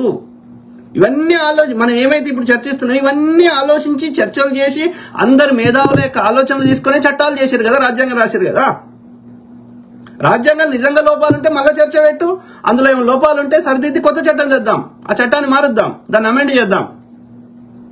కానీ నువ్వు అడ్డదా ఇన్స్టెంట్ గ్రాటిఫికేషన్, ఒక ట్రైబ్ మెంటాలిటీ, ఒక ఆటవిక న్యాయం, ఆ పులి సింహం ఆడ దాన్ని కొడితే నువ్వు ఉల్టా కొడతా, అందుకే జంతువు అన్నారు కదా. సో దాన్ని అది అడవిలో ఇక తన సర్వైవల్ కోసం తను చేసే ఫిట్టెస్ట్ అది వేరు కదా. దాని వెనకాల ఇన్ని కుట్రలు కుతంత్రాలు ఉన్నాయి కదా. ఆ ఇన్స్టెంట్ దానికి ఏమనిపిస్తే అదే చేస్తుంది కదా, దాన్ని తను కాపాడుకోవడానికి. అంతేగాని తన ఆకలి తీరిపోయినాక వేరే జీవిని చంపుకొని తినదు. అక్కడ అడవిలో చంపుకొని తింటే ఒక్క జీవి ఉండదు అడవిలో. ఫన్ కోసం చంపదు అది. మనిషి ఫన్ కోసం చంపుతాడు. మనిషి మైండ్ క్రూయల్ ఉంది. మిగతా జీవులు తన ఆకలి కోసమే చంపుకుంటున్నాయి. అవి కుట్రలు చేస్తలేవు. కాబట్టి ఆటవిక న్యాయం వేరు, అక్కడ వేరు అడవిలో ఉండే ఆటవిక న్యాయం. కానీ ఇక్కడ వేరు. ఇది చాలా బిగ్ నెట్వర్క్ ఉంటుంది దాని వెనకాల. కాబట్టి సమగ్ర విచారణ జరిగినాకనే న్యాయస్థానం ద్వారానే దోషులకు శిక్షలు పడాలి. పోలీసు వాడికి గన్ను ఇచ్చింది ఎవరిని పడితే వాడిని కాల్చి చంపడానికి కాదు కాదు కాదు. ఓకే, మీరు అట్లా చేస్తే మీకు గన్ను కొనియం మేము. ఫలానా ముఖ్యమంత్రి ప్రధానమంత్రి కొనిస్తలేడు మీకు గన్ను. సామాన్యుడు పేదోడు, అదే బీసీ ఎస్సీ ఎస్టీ వాడు, ఓకే, పెట్రోల్ పోయించుకుని 30 రూపాయలు కేంద్రానికి కడుతున్నాడు, 30 రూపాయలు రాష్ట్రానికి కడుతున్నాడు. ఆయన కట్టకపోతే నీకు ఎడికల్ జీతం ఇస్తాడు? రేవంత్ రెడ్డి అయినా ఆడ మోడీ అయినా ఇంకోడైనా? ఆలోచించు పోలీసోడా. ఎంజీ అదే బ్రదర్, అనూప్ బ్రదర్ అయినా ఎవరికైనా ఏమంటున్నా అంటే, మన దేశంలో ఎందుకు, నేను చాలాసార్లు చెప్పిన ప్రతి సమస్య మీద రూట్ కాజ్ ఏమొస్తుంది? పేదరికం కూడా కాదు, ల్యాక్ ఆఫ్ అవేర్నెస్, విషయ పరిజ్ఞానం లేకపోవడం. విషయ పరిజ్ఞానం ఎందుకు ఉండలేదు? Lack of education. This is the root cause. అందుకే education is very very very important. అది యొక్క జిందా తిలిస్మాత్ అన్ని సర్వరోగ నివారిణి అంటారు కదా, లేకపోతే ప్రతిదానికి డోలో వేసుకో, పారాసిటమాల్ వేసుకో అంటారు కదా, చిన్నదానికి పెద్దదానికి.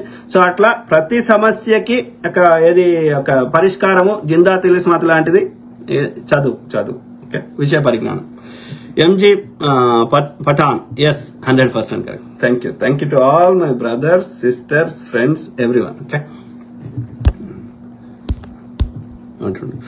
మాలకర్, మాకు తెలిసిన అన్ననే ప్రమోద్ అన్న ఫ్రమ్ నిజామాబాద్. అదే brother, I feel very sorry for the loss of, అంటే ఆ బ్రదర్ కుటుంబ సభ్యులకి, ప్రమోద్ బ్రదర్ వాళ్ళ కుటుంబ సభ్యులకి ప్రగాఢ సానుభూతి తెలుపుతున్నాము. ఓకే, మేము నిందితుని 1% కూడా సపోర్ట్ చేస్తలేము. ఓకే, దోషికి శిక్ష చేసే పద్ధతి ఒకటి ఉంది, ఒక రాజ్యాంగం ఉంది, ఒక న్యాయ వ్యవస్థ ఉంది, అది ఫాలో అయిదామని చెప్తున్నాం కానీ అతన్ని సమర్థిస్తలేము. ఓకే, అతను ఏ పరిస్థితుల్లో అట్లా చేయాల్సి వచ్చింది, ఎందుకు అతను క్రిమినల్ గా మారిండు, సమాజంలో ఉన్న ఆ యొక్క ఈ దాంట్లో ఉన్నటువంటి మూఢమైన జడమైనటువంటి వ్యవస్థని రూపుమాపాల్సిన అవసరం ఉంది. అందుకే అంటున్నా, మనం ఎట్లా పెంపకము అనేది చాలా important. How we grown up, ఎలాంటి పరిస్థితులలో ఎట్లా మనం పెరిగినాం అనేది చాలా ఇంపార్టెంట్. కాబట్టి సమాజంలో ఉన్న ఈ రుగ్మతల్ని ఒక రూపుమాపడానికి దానికి పద్ధతి ఉంటుంది, దానికి ఆ రూట్ కాజ్ కనుక్కోవడానికి. కాబట్టి ఆ వ్యవస్థని మనము న్యాయ వ్యవస్థ ద్వారా ఆ రూట్ కాజ్ కనుక్కొని ఆ సమాజంలో ఉన్న రుగ్మతలని, ఒక పర్టికులర్ కమ్యూనిటీలో ఉన్న రుగ్మతల్ని కూడా రూపమాపడానికి అవకాశం ఉంటుంది. ఇవన్నీ ఎప్పుడు వస్తాయి? విచారణ జరిగినప్పుడు వస్తాయి. కాబట్టి మేము దోషులను శిక్షిస్తలేము. మీ లాస్ కి మేము ప్రగాఢ సానుభూతి తెలుపుతున్నాం, కానీ ఒక పద్ధతిని పాటించాలి. అట్లా ఆటవిక న్యాయం కరెక్ట్ కాదు. That's not at all acceptable. అదే బ్రదర్, కరుణ్ బ్రదర్, చాలా బాధాకరమైన విషయం, అలా జరగకుండా ఉండాల్సింది. కరెక్ట్ బ్రదర్, జరుగుతున్నాయి. ఏం చేద్దాం? మొన్న ఒక ఆమె బాలానగర్ లాంట సికింద్రాబాద్ దగ్గర. సో ఆమె ఇద్దరు చిన్న పిల్లలు, 2 ఏళ్ల పిల్లల్ని చంపేసి ఆమె బిల్డింగ్ మీద దుంకి చచ్చిపోయింది. అరే నువ్వు చస్తావో ఉంటావో, నీ ఏమన్నా విక్కో. ఆ చిన్న పిల్లల్ని చంపే అధికారం నీకెవరు ఇచ్చారమ్మా? వాళ్ళు ఏం లోకం చూసిండ్రు? ఎందుకు తెచ్చినావు మరి చంపాలనుకుంటే? మీ అమ్మకో నాయనకో ఎవరికైనా ఇచ్చేసి నువ్వు సచ్చదో ఉంటావో ఏమైనా చేసుకొని ఉంటాయి. ఓకే, ఐ అండర్స్టాండ్ వాళ్ళు ఇబ్బంది పెట్టింది కావచ్చు, ఇంకేమైందో దానికి కరెక్ట్ తెలియదు, మనకి పూర్తి సమాచారం లేదు. కానీ బట్ పెట్టిండ్రే అనుకుందాం, అత్తమామనో మొగుడో ఏదో సమస్య ఉందనుకుందాం. కానీ నీకు పిల్లల్ని చంపే హక్కు నీకోడు ఇచ్చిండు. నీ మీద నువ్వు కూడా చంపుకోకూడదు ఐడియల్ గా. కానీ నీకు చంపుకుంటే నీ ఒక్కదానికి నష్టం జరుగుతుంది. కానీ నీకు పిల్లల్ని చంపే హక్కు నీకోడు ఇచ్చిండు. నీతో అయితే లేదు, నీతో పెంచడం అయితే లేదు, మీ ఇద్దరితో అంటే అనాథాశ్రయంకి పిల్లలు లేని చాలా మంది ఉన్నారు. మాలకర్ లాయర్స్ ఎవరు యాక్సెప్ట్ చేస్తలేరు ఈ ఎన్కౌంటర్ ని, పోలీస్ సిస్టమ్ ని తప్పు పడుతున్నారు. పోలీసు వ్యవస్థలో ఉన్న లోపాలు కేవలం రాజకీయ నాయకులు, పోలీసు వాళ్ళు ఏంటంటే ఇన్స్టెంట్ గ్రాటిఫికేషన్, ప్రజల నుంచి వ్యతిరేకత వస్తుంది ఈ యొక్క ఇన్సిడెంట్ మీద, అతను ఇన్ని నేరాలు చేస్తున్నాడు, లేకపోతే పోలీసు వాళ్ళని చంపుతున్నాడు, లేకపోతే అమ్మాయిని రేప్ చేస్తున్నాడు. ఈ కేసులలో ఏమవుతుందంటే ప్రజలకి తీవ్రమైన ఆగ్రహం వస్తుంది. ఈ ప్రజల్ని ఆగ్రహాన్ని కామ్ చేయడానికి పోలీసు వాళ్ళు ఏం చేస్తారంటే ఎన్కౌంటర్ చేస్తారు. ఎందుకంటే రాజకీయ నాయకులు చెప్తారు చేయమని. కేసీఆర్, కేటీఆర్ చెప్పకుండానే ఆ రాజు అనే పిల్లగాన్ని చంపిర్రా, దిశ కేసులో ఎన్కౌంటర్ చేసిర్రా సత్యనారాయణ గారు? లేదు. సో ఈ కేసులో మనకి కరెక్ట్ తెలియదు, చెప్పినరో లేదో మనకు తెలియదు. కానీ మోస్ట్లీ నేను అనుకుంటున్నా ఈ కేసులో రాజకీయ నాయకులు చెప్పకపోవచ్చు. కానీ మా పోలీసు అని చంపుతావా అని కోపంతో చేసిర్రేమో అని నాకు, ఫేక్ ఎన్కౌంటర్ చేసిర్రని నాకు అనిపిస్తుంది. ఓకే, కరెక్టే అయ్యా. మీరు ఏది అతన్ని అరెస్ట్ చేసి ఓకే ఆ చెర్లపల్లి లోపల జైల్లో పెట్టి ఓకే కేసు గట్టి కొట్లాడిన ఉంటారు. సాధారణంగా మర్డర్ కేసులకు అంత ఈజీగా బెయిల్ రావు. అదే వాళ్ళకి మా పోలీసు అని చంపుతాం అని కోపం పెంచుకొని చేసారు. కానీ అది కరెక్ట్ కాదు పోలీసు మిత్రులారా. నేను అతను సమర్థిస్తలేను. ఇప్పుడు అట్లాంటిది ఎవరికైనా జరగవచ్చు. ఓకే, కాబట్టి మనం సమర్థిస్తలేం. కానీ బట్ దానికి ఒక వ్యవస్థ ఉందని చెప్తున్నాం అంతే. ప్లీజ్ రెస్పెక్ట్ ద లా అని చెప్తున్నాం అంతే. మీకు ఇవాళ ఈ కేసు ఇది నిజంగా దోషి కాబట్టి మనకి ఓకే అనిపిస్తుంది. కొన్ని కేసులలో వాళ్ళు ఇన్నోసెంట్ పీపుల్, పోలీసులు కావాలని రేపు తప్పుడు కథనాలు సృష్టించి ఒక మంచి ప్రశ్నించే వాళ్ళని, జర్నలిస్టులని, ఒక సామాన్యులని చంపేస్తే, ఇప్పుడు ఈ కేసులో మనం సమర్థిస్తే రేపు ఒక ఇన్నోసెంట్ పీపుల్ ని చంపేస్తే ఇప్పుడు ఈ వ్యవస్థ ఏదైనా ఉంటే నువ్వు ఆధారం పట్టుకుపోయి కొట్లాడుకో దానిలో. ఇప్పుడు రేపు మంచి వాళ్ళని చంపేస్తే మళ్ళీ ఏం చేయగలుగుతాం మనం? పోలీసులే మీడియానే విచారణ చేస్తే, పోలీసులే వాళ్ళకి ఏది న్యాయం అనిపిస్తే అది వాళ్ళే ఎగ్జిక్యూట్ చేస్తే, ఇక మరి న్యాయ వ్యవస్థ ఎందుకు ఎత్తేద్దాం? న్యాయ వ్యవస్థను పెట్టింది ఎందుకోసం? ఈ పోలీసు అనుకంటే వాళ్ళు ఎక్కువ తెలియకలోళ్ళు, ఎక్కువ చదువుకున్నారు, వాళ్ళు మొత్తం ఇరుపక్షాల వాదనలు వింటారు, అన్ని సైడ్స్ ఆలోచిస్తారు, మానవీయ కోణం ఆలోచిస్తారు, రూట్ కాజ్ ఆలోచిస్తారు, ఇక వాళ్ళ వెనకాల ఉన్న వాళ్ళు అన్ని ఆలోచించి మంచి నిర్ణయం తీసుకుంటారనే ఆ వ్యవస్థలు పెట్టుకున్నాం కదా. ఇక వాళ్ళందరినీ ఎందుకు పెంచి పోషించడం ఎందుకు? ఆ కోర్టులకి సంవత్సరానికి ఎన్ని వేల కోట్ల బడ్జెట్ లో ఎందుకు అలొకేట్ చేయాలి కోర్టులకి? పోలీసు వాళ్ళే మనకి న్యాయం ఇచ్చేస్తే, మీడియాలని న్యాయం వచ్చేస్తే ఇక ఆ వ్యవస్థ ఎందుకు ఎత్తేద్దాం? అంత పెద్ద పెద్ద చదువులు చదివి 30 ఏళ్ళు ఆయన యొక్క న్యాయశాస్త్రం గురించి అనేక కేసులు విని ఆయన యొక్క అంత అనుభవం ఉన్న జడ్జిని ఆడేందుకు కూర్చుండబెట్టాడు? పోలీసు ఆయనే న్యాయం చెప్పేసినాక. ఆలోచించారు మిత్రులు, please understand the system. Okay, దాన్ని ఒక మంచి పర్పస్ కి జాతీయవాదులు, దేశాన్ని ప్రేమించే వాళ్ళందరూ పెద్దవాళ్ళు కలిసి ఆలోచించి పెట్టిన వ్యవస్థని, దాన్ని గౌరవిద్దాం. ఆ చట్టంలో నిజంగా మీకు లోపాలు ఉందే అనిపిస్తే దాన్ని మార్చుకుందాం. మీరు చర్చ పెట్టండి. ఓకే, అందరి అభిప్రాయాలు తీసుకొని మెజారిటీ ఏమంటే దాని చట్టాన్ని మారుద్దాం. కానీ please don't take law into your hands. Sheikh Azhar MA, instant justice కుల మత, అదే బ్రదర్ ఇక్కడ ఇన్స్టెంట్ జస్టిస్ ఎప్పుడు వస్తుంది? అగ్రకులం వాడు చేస్తే రాదు. ఓన్లీ బీసీ, ఎస్సీ, ఎస్టీలు లేదంటే కన్వర్ట్ ఎప్పుడో ఏ ప్రత్యేక పరిస్థితుల్లో ఈ యొక్క మనువాదమో వివక్ష వల్లనో కన్వర్ట్ అయినా అందులో కూడా బీసీ, ఎస్సీ, ఎస్టీలే. క్రిస్టియన్లకు కన్వర్ట్ అయినా, ఇస్లాంలకు కన్వర్ట్ అయినా, లేకపోతే అప్పుడెప్పుడో సిక్కిజం కన్వర్ట్ అయినా, సో ఎవరైనా సరే end of the day BC శూద్రులే శిక్షలు పడుతుంది. ఏ కులంలో ఉన్నా, ఏ మతంలో ఉన్నా ఈ అగ్రకులం వాళ్ళు ఎందులో శిక్షలు పడతలేరు. ఇప్పుడు క్రిస్టియన్ కన్వర్ట్ అయిన రెడ్డిలో ఇంకో బ్రాహ్మిన్స్ వాళ్ళకేం శిక్షలు పడి, వెలమా వాళ్ళు ఇంకో వాళ్ళు, అంటే ఎక్కడ పోయినా శిక్షలు పడుతుంది, ప్రాణాలు కోల్పోతుంది, శ్రమ దోపిడీ జరుగుతుంది బీసీ, ఎస్సీ, ఎస్టీలే. మనందరం గుళ్ళ పైసలు వేస్తే పైసలు తీసుకుంటాడు వాడు మళ్ళీ అగ్రకులపోడు. ఆడ మళ్ళా సామాన్యులు అందరూ పైసలు వేస్తే మళ్ళీ ఆడ పాస్టర్ తీసుకునేవారు మెజారిటీ అగ్రకులమే. బుద్ధిజం కూడా అలా మళ్ళా బుద్ధిస్ట్ సైట్లకి అన్నిటికీ హెడ్లు ఎవరు ఉన్నారు, మళ్ళీ అగ్రకులమే. అంటే వీళ్ళ శూద్రుల యొక్క శ్రమ దోపిడే కాదు, పైసలు దోపిడీ, సంపద దోపిడీ, భూములు, ఈ గుండీలు వేసే పైసలు, ఎవ్రీథింగ్ ఎండ్ ఆఫ్ ది నష్టం జరుగుతుంది మెజారిటీ ఈ యొక్క శూద్రులకి. కుల, మత, పేద, ధనిక భేదాలు లేకుండా అందరికీ వర్తించాలి. ఇన్స్టెంట్ జస్టిస్ అనేది లేదు బ్రదర్. ఇన్స్టెంట్ జస్టిస్ అనే కాన్సెప్టే లేదు. విచారణ జరగాల్సిందే, శిక్షలు పడాల్సిందే.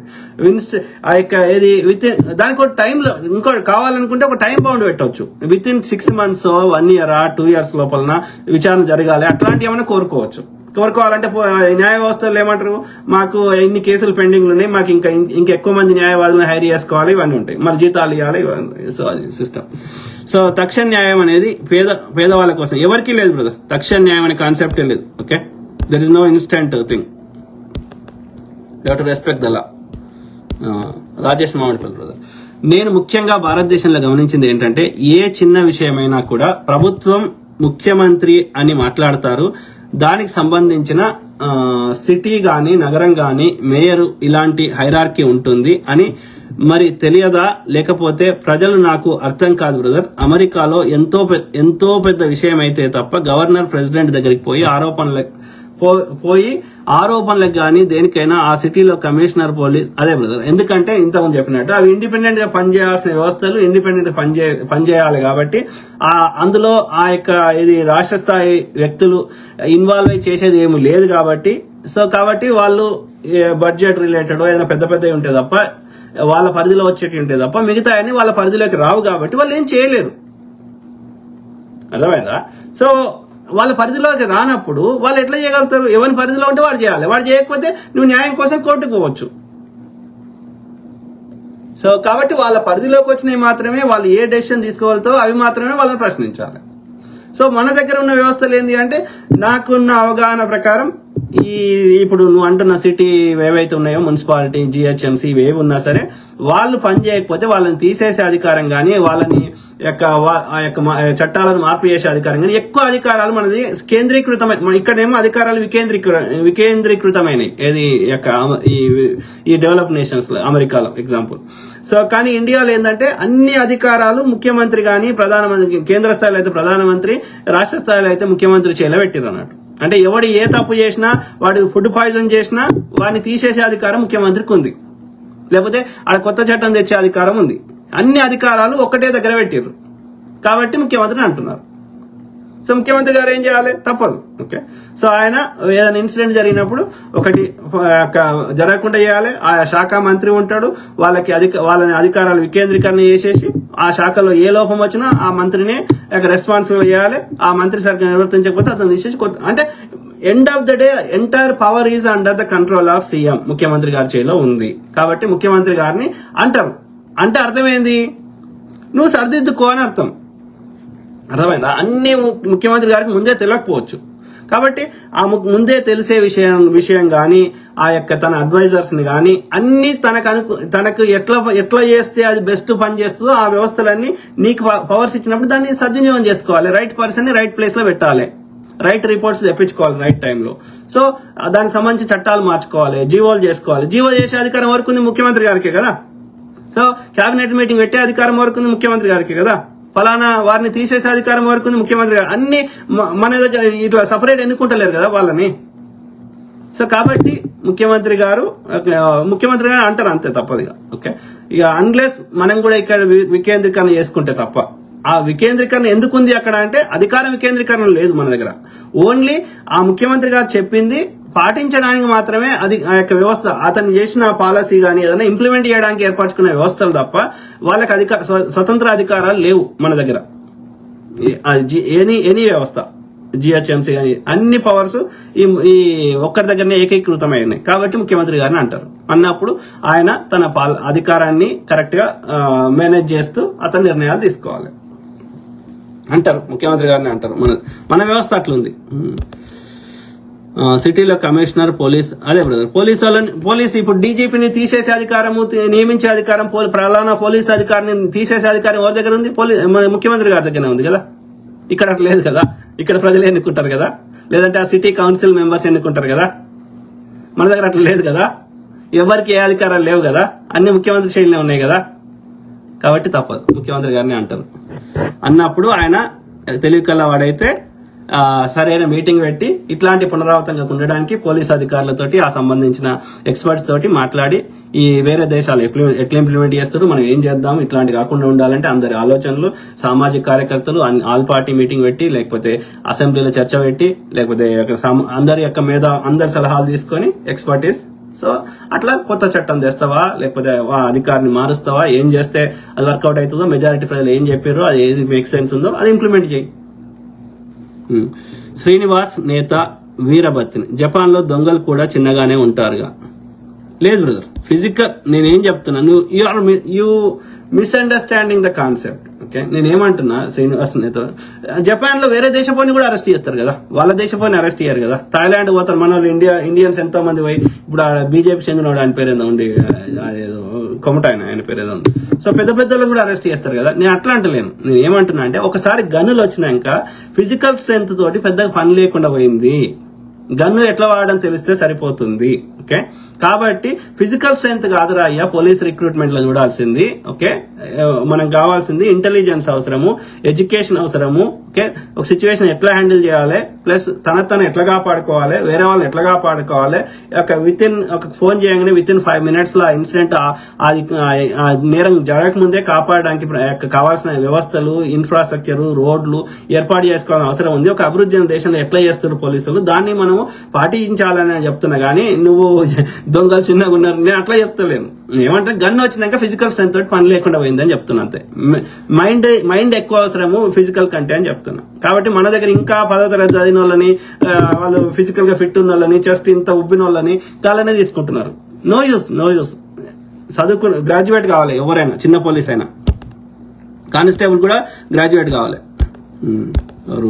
రాజేష్ మామిడిపల్లి బ్రదర్, మీరు బయట దేశాల్లో ఏదైనా ప్రభుత్వం ఒక పాలసీ గాని పథకం గాని పెట్టిందంటే మళ్ళీ వచ్చిన ప్రభుత్వాలు ఎవ్వడు దాన్ని గెలకడు, ఎంతో అవసరమైతే తప్ప అది కంటిన్యూ అవుతుంది. కానీ భారతదేశంలో ఒక ప్రభుత్వం పెట్టిన పథకం నెక్స్ట్ ఇంకో ప్రభుత్వం రాగానే దాన్ని తీసేస్తారు. అసలు ఈ పద్ధతి మారాలి బ్రదర్. అందరూ అనుకొని ఒప్పుకొని ప్రతిపక్షము ప్రజలు ఒప్పుకుంటేనే కదా ఏదైనా పథకం మొదలుపెట్టింది.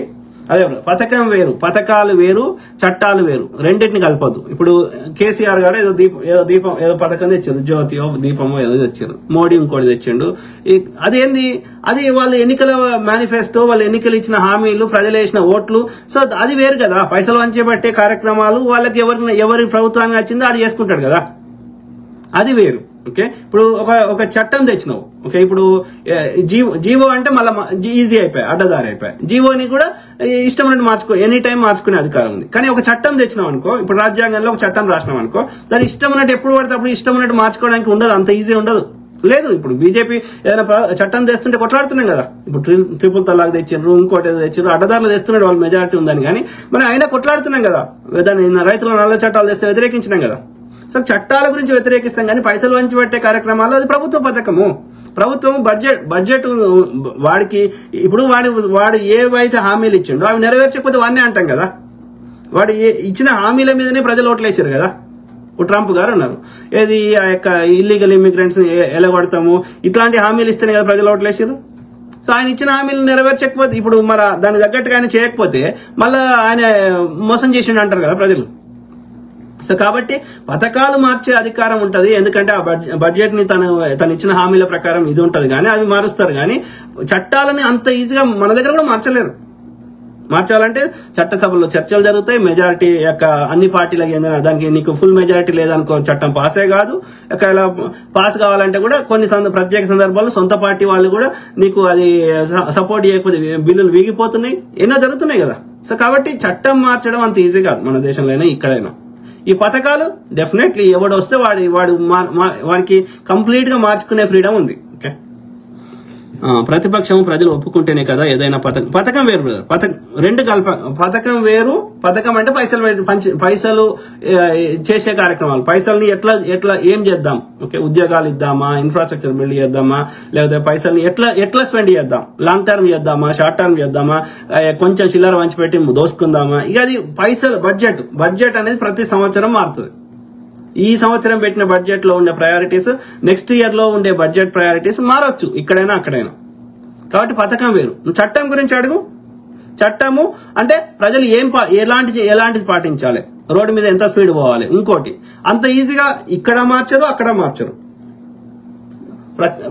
ఏమంటారు, ప్రాపర్ గా చర్చ చేసినాకనే ఆ చట్టం చేశారు కాబట్టి. ఓకే, సో ప్రాపర్ చర్చ చేసినాకనే మళ్ళీ చట్టాన్ని ఒకవేళ నిజంగా అవసరం ఉంటే మారుస్తారు. కానీ సాధారణంగా ఒక చట్టం చేసినాక అప్ టు 10 years వరకు దాన్ని మార్చాల్సిన అవసరం లేకుండానే చట్టాలు చేస్తారు. 10 years తర్వాత మళ్ళీ రివిజన్ చేసి ఏమైనా అవసరం ఉంటే దాన్ని అమెండ్ చేస్తారు, లేదంటే అది రద్దు చేసి కొత్త చట్టం తెస్తారు. సో చట్టాలు అట్లనే ఉంది. పథకం ఇక్కడైనా అక్కడైనా సిమిలర్. ఓకే, ఇవాళ మా మిన్నసోటా గవర్నర్ ఇది చిన్న పిల్లలకి ఏమంటారు స్కూళ్లలో ఫ్రీగా ఫుడ్ పెట్టేది స్టార్ట్ చేసిండు ఒక 2 years బ్యాక్. ఇప్పుడు అంతకుముందున్న గవర్నర్ లేదు. ఓకే, సో కాబట్టి ఇప్పుడు రేపు వేరే గవర్నర్ వస్తే మార్చవచ్చు దాన్ని. సో కాబట్టి ఈ హాజ్ దట్ ఫ్రీడమ్. బడ్జెట్ ని ఎట్లా స్పెండ్ చేయాలనేది అక్కడైనా ఇక్కడైనా ఈ హాజ్ ద ఫ్రీడమ్. ఇక్కడైతే గవర్నర్, అక్కడైతే ముఖ్యమంత్రి గారు. ఓకే, కానీ ఈ యొక్క చట్టాలు మాత్రం అంత ఈజీగా కాదు. అందరి ఆమోదయోగ్యంతో చట్టాలు చేయబడతాయి. ఆ చట్టం మార్చాలంటే మళ్ళీ అందరి ఆమోదయోగ్యం ఉండాలి, దానికి ప్రత్యేక పరిస్థితులు ఉండాలి. సాధారణంగా ఒక చట్టం చేసినాక ఏ ప్రభుత్వం చేసినా సరే, ఇప్పుడు 27% మండల్ కమిషన్ ద్వారా బీసీలకు చేసిరు ఒక చట్టం. ఓకే, విద్యా సంస్థల ఉద్యోగాలలో. ఇప్పుడు ఏ ప్రభుత్వం వచ్చినా మార్చుతుందా? ఇప్పుడు అంబేద్కర్ గారు 10 ఏళ్లకు రిజర్వేషన్ రాసిన ఎత్తేయాలి అంటున్నారు. ఏ ప్రభుత్వాన్ని మార్చేంత ధైర్యం చేస్తుందా? సో కాబట్టి చట్టం అంత ఈజీ కాదు మార్చడం. సో దేశాల్లో ఇలా ఉండదు. అదే బ్రదర్, పథకం కాదు, పథకం వేరు. సో ఏమంటారు బ్రదర్ రాజేష్ మామిడిపల్లి బ్రదర్, ఆటవిక న్యాయం అంటే ఇంట్లో పెరిగే ఉగ్రవాదం. ఆటవిక న్యాయం అంటే ఒక రకంగా చెప్పాలంటే షరియా లా లాంటిది. అది ఎట్లా వచ్చింది షరియా లా? అది ట్రైబ్స్ మనిషి ఇప్పుడు ఒక సంఘజీవిగా బతకకంటే ముందుగా ట్రైబ్ ఒక తెగలుగా బతికిర్రు. ఆది మానవుడు జంతువులాగా బతికిన స్థాయి నుంచి ఇప్పుడు జంతువులు కూడా ఒక గుంపుగా ఉంటాయి, సమూహంగా ఉంటాయి. పక్షులన్నీ ఒకటేసారి పోతాయి. ఓకే, జంతువులు కూడా ఒక జంతువుకి ఏమైనా అయితే అన్ని వస్తాయి. అవి కూడా మంద లెక్క బతుకుతాయి. మనుషులు కూడా అది పుట్టినప్పుడు ఎట్లా పుట్టిరో కానీ తర్వాత ఒక సంఘజీవిగా తయారయ్యారు. సంఘజీవిగా తయారై ట్రైబులు తెగలుగా బతికారు. ఇప్పుడు అడవులలో ఉంటారు కదా మనుషులు. సో వాళ్ళు ఒక తెగలుగా బతికారు. తెగ నుంచి ఏమైంది, అది ఒక ఏమంటారు ఒక సిస్టమేటిక్ గా ఇన్ఫ్రాస్ట్రక్చర్ బిల్డ్ చేసుకొని ఇప్పుడు ఉన్నటువంటి నగరాలుగా, ఒక పట్టణాలుగా, గ్రామాలుగా ఇంకా ఎక్కువ బిగ్గర్ అయిపోయారు. ఒక తెగ నుంచి ఇంకా బిగ్గర్ అయిపోయారు. ఓకే, సో ఆ క్రమంలో ఆ తెగగా ఉన్నప్పుడు ఆటవిక న్యాయం అంటే అడవిలో ఇప్పుడు ఒక జంతువుని కొడితే అది, లేకపోతే దాన్ని కొట్టడానికి వస్తే, ఇప్పుడు పాము దగ్గరికి పోతే నీ వల్ల థ్రెట్ ఉంది అనిపిస్తే పాము నిన్ను కాటేస్తుంది కదా. అర్థమైందా? సో దట్ ఈస్ ఆటవిక న్యాయం. ఆటవిక అంటే అడవి కానీ, లేకపోతే చదువుకొని కానీ, లేకపోతే ఆ యొక్క అడవులలో అడవి అని అర్థం, అడవి మనుషులు. ఓకే, అంటే ఒక జంతు కల్చర్, జంతువుల ఇన్స్టింక్ట్. ఓకే, ఏంది నీకు కొడితేనే కొట్టాలి. కరెక్ట్, అది జంతువులకు వర్తిస్తుంది. ఎందుకంటే జంతువులు ప్లేయింగ్ జీవులు కాబట్టి సింహం గాని పులి గాని దానికి ఆకలైనప్పుడు ఆకలైనంతనే సంపుకొని తింటది. దాని ఆకలి నిండినాక మళ్ళీ సంపుకొని తినదు. అది మనుషులు అట్లా లేరు కదా. వానికి ఆకలి తీరినా గానీ వాని కొడుక్కి, వాని మన్మన్కి, వాని మునిమన్కి సరిపడేంత దోసుకొని దాచిపెట్టుకోవాలి. వానికి 1 ఎకరం ఉంటే సరిపోతుంది అంటే 1000 ఎకరాలు దాచిపెట్టుకోవాలి. సో వాడు మనిషి అనేవాడు కాంప్లికేటెడ్ ఉంది వాని బ్రెయిన్ కాబట్టి వానికి ఆటవిక న్యాయం కలవదు అట్లా. సో అది అడవి మనిషి ఉన్నప్పుడు నడిచింది అది తనగా. ఇప్పుడు జిహాద్ అంటారు. జిహాద్ అంటే ఏంది? ఒక జాతి మేమే నిజమైన వారసులము, ఆ యొక్క ప్రాఫెట్ మేమే అంటే ఒక వాళ్ళ ఇద్దరు ఆ యొక్క ప్రాఫెట్ కి దగ్గరి బంధువులే. Okay, both sides. సో వాళ్ళిద్దరు ఒక జాతిని కొడుతుంటే మనకు వీడి చెప్తుంటలేడు, మన ఇట్లనే చంపుతున్నాడు, ఐడార్లో పోతుంటే అని ఇంకో జాతి వాళ్ళు ఏం చేశారు, మనం కొట్టినని కొట్టాలన్నారు. దాని పేరే జిహాద్ లేదా పవిత్ర యుద్ధం. ఆత్మరక్షణ కోసం మాత్రమే. ఓకే, సో అది ఆటవిక న్యాయం అప్పుడు పనిచేసింది. అది పనిచేస్తుంది అడవిలో ఉన్నప్పుడు. ఎందుకంటే వాళ్ళకి వేరే కేవలం ఆత్మరక్షణ కోసం తప్ప ఇంకెందుకు చేస్తలేరు అట్లా అది కొట్టడం, హింస. కానీ ఇప్పుడు అట్లా లేదు కదా పరిస్థితి. దానికి చాలా ఫ్యాక్టర్స్ ఉన్నాయి కదా దాని వెనకాల. సో కాబట్టి ఆ ఫ్యాక్టర్స్ అన్నిటిని ఇన్వెస్టిగేషన్ చేసి నిజమైన దోషులకు శిక్షలు పడాలి, ఆ రూట్ కాజ్లకు సమస్యలకు పరిష్కారం చూపెట్టాలి. కాబట్టి ఆటవిక న్యాయం చెల్లదు. ఆటవిక న్యాయం చేస్తే ఆ విచారణ జరగదు, పూర్తి వాస్తవాలు రావు, సమస్యకు పూర్తి పరిష్కారం దొరకదు. ఇప్పటికి I support the justice system. న్యాయ వ్యవస్థని న్యాయం కోసం నేను సమర్థిస్తా. కానీ ఇప్పటికి కూడా సౌదీలో కానీ లేకపోతే లాట్స్ ఆఫ్ ఇస్లామిక్ కంట్రీస్ లో ఏది షరియాలా అది సరైన పద్ధతి కాదు. ఒకటి, పబ్లిక్ లో వాళ్ళని కాళ్ళు చేయలేరగొడుతున్నావు, పూర్తి విచారణ చేస్తలేవు. ఓకే, చిన్న పిల్లల ముందు, మహిళల ముందు పబ్లిక్ లో వాళ్ళని ఉరిదీస్తున్నావు. ఇప్పుడు ఆ జీవితం ఏమీ చూడని వాళ్ళు, ఇంకా జీవితాన్ని ఎంతో చూడాల్సిన వాళ్ళు పొద్దుగాలేస్తే రోజు హింసను చూస్తే వానికి జీవితం మీద విరక్తి వస్తుంది, వాడు మెంటల్ అవుతారు. సో అయినా కానీ ఆ దేశాలు ఎందుకు పాటిస్తున్నాయి? ఇప్పటికి కూడా ఆ దేశాలు ఆ భూమిలో నూనె దొరకడం వల్ల పైసల పరంగా గట్టిగానే కానీ వాళ్ళకి ఇంకా ట్రైబ్ కల్చర్ పోలేదు. ఆ నూనె దొరకకపోతే ఇప్పుడు వాళ్ళ పరిస్థితి అగమ్య గోచరంగా ఉండేది. ఇప్పటికి నేటికి టెక్నాలజీ లేదు కదా, ఇప్పటికి బలమైన ఆర్మీ లేదు కదా. ఇప్పుడు ఏ బలమైన దేశమైనా వాళ్ళ మీద బాంబు వేసిపోతా అంటే భయపడుతున్నారు కదా. ఇప్పుడు ఒక దేశపోని పొద్దుగాలేసి వేల మందిని, లక్షల మంది చంపినా ఏం చేయలేకపోతారు కదా, పైసలు ఉన్నా కానీ ఏం చేయలేకపోతారు కదా. ఆ నూనె వల్ల పైసలు వచ్చినాయి కానీ వాళ్ళ దగ్గర ఏ చదువు లేదు, టెక్నాలజీ లేదు, ఇంకా థాట్ ప్రాసెస్ లేదు. మహిళల్ని ఇంకా అర్రల తొర్రలు దాచిపెట్టాలి, మహిళలు చదువుకోవద్దు, ఇదే కల్చర్ ఉంది కదా. కేవలం వాళ్ళ అదృష్టం ఏంటంటే భూమిలో ఆ సముద్రం ఒకప్పుడు ఉండి ఇప్పుడు ఎడారిగా అయిపోయి ఆ భూమి నీళ్లలో ఉండి ఆ నీళ్లలో ఉన్న జీవులు, సముద్రంలో ఉన్న జీవులన్నీ భూమిలో ఆయిల్ గా తయారైంది. కాబట్టి ఆ ఆయిల్ వల్ల ఆయిల్ అమ్ముకుంటే పైసలు వస్తున్నాయి. కాబట్టి కార్లు, ఇల్లులు, బంగ్లాలు ఇట్లా డెవలప్మెంట్ ఉంది. కానీ but they don't have science, technology, infrastructure ఉంది కానీ మిగతా లేవు వాళ్ళకి. ఇప్పుడు ఇజ్రాయెల్ వాడో, అమెరికా వాడో, ఇంకో దేశపోడో బాంబులు వేస్తామంటే ఏం చేయలేని పరిస్థితి, తమ కాపాడుకోలేని పరిస్థితి.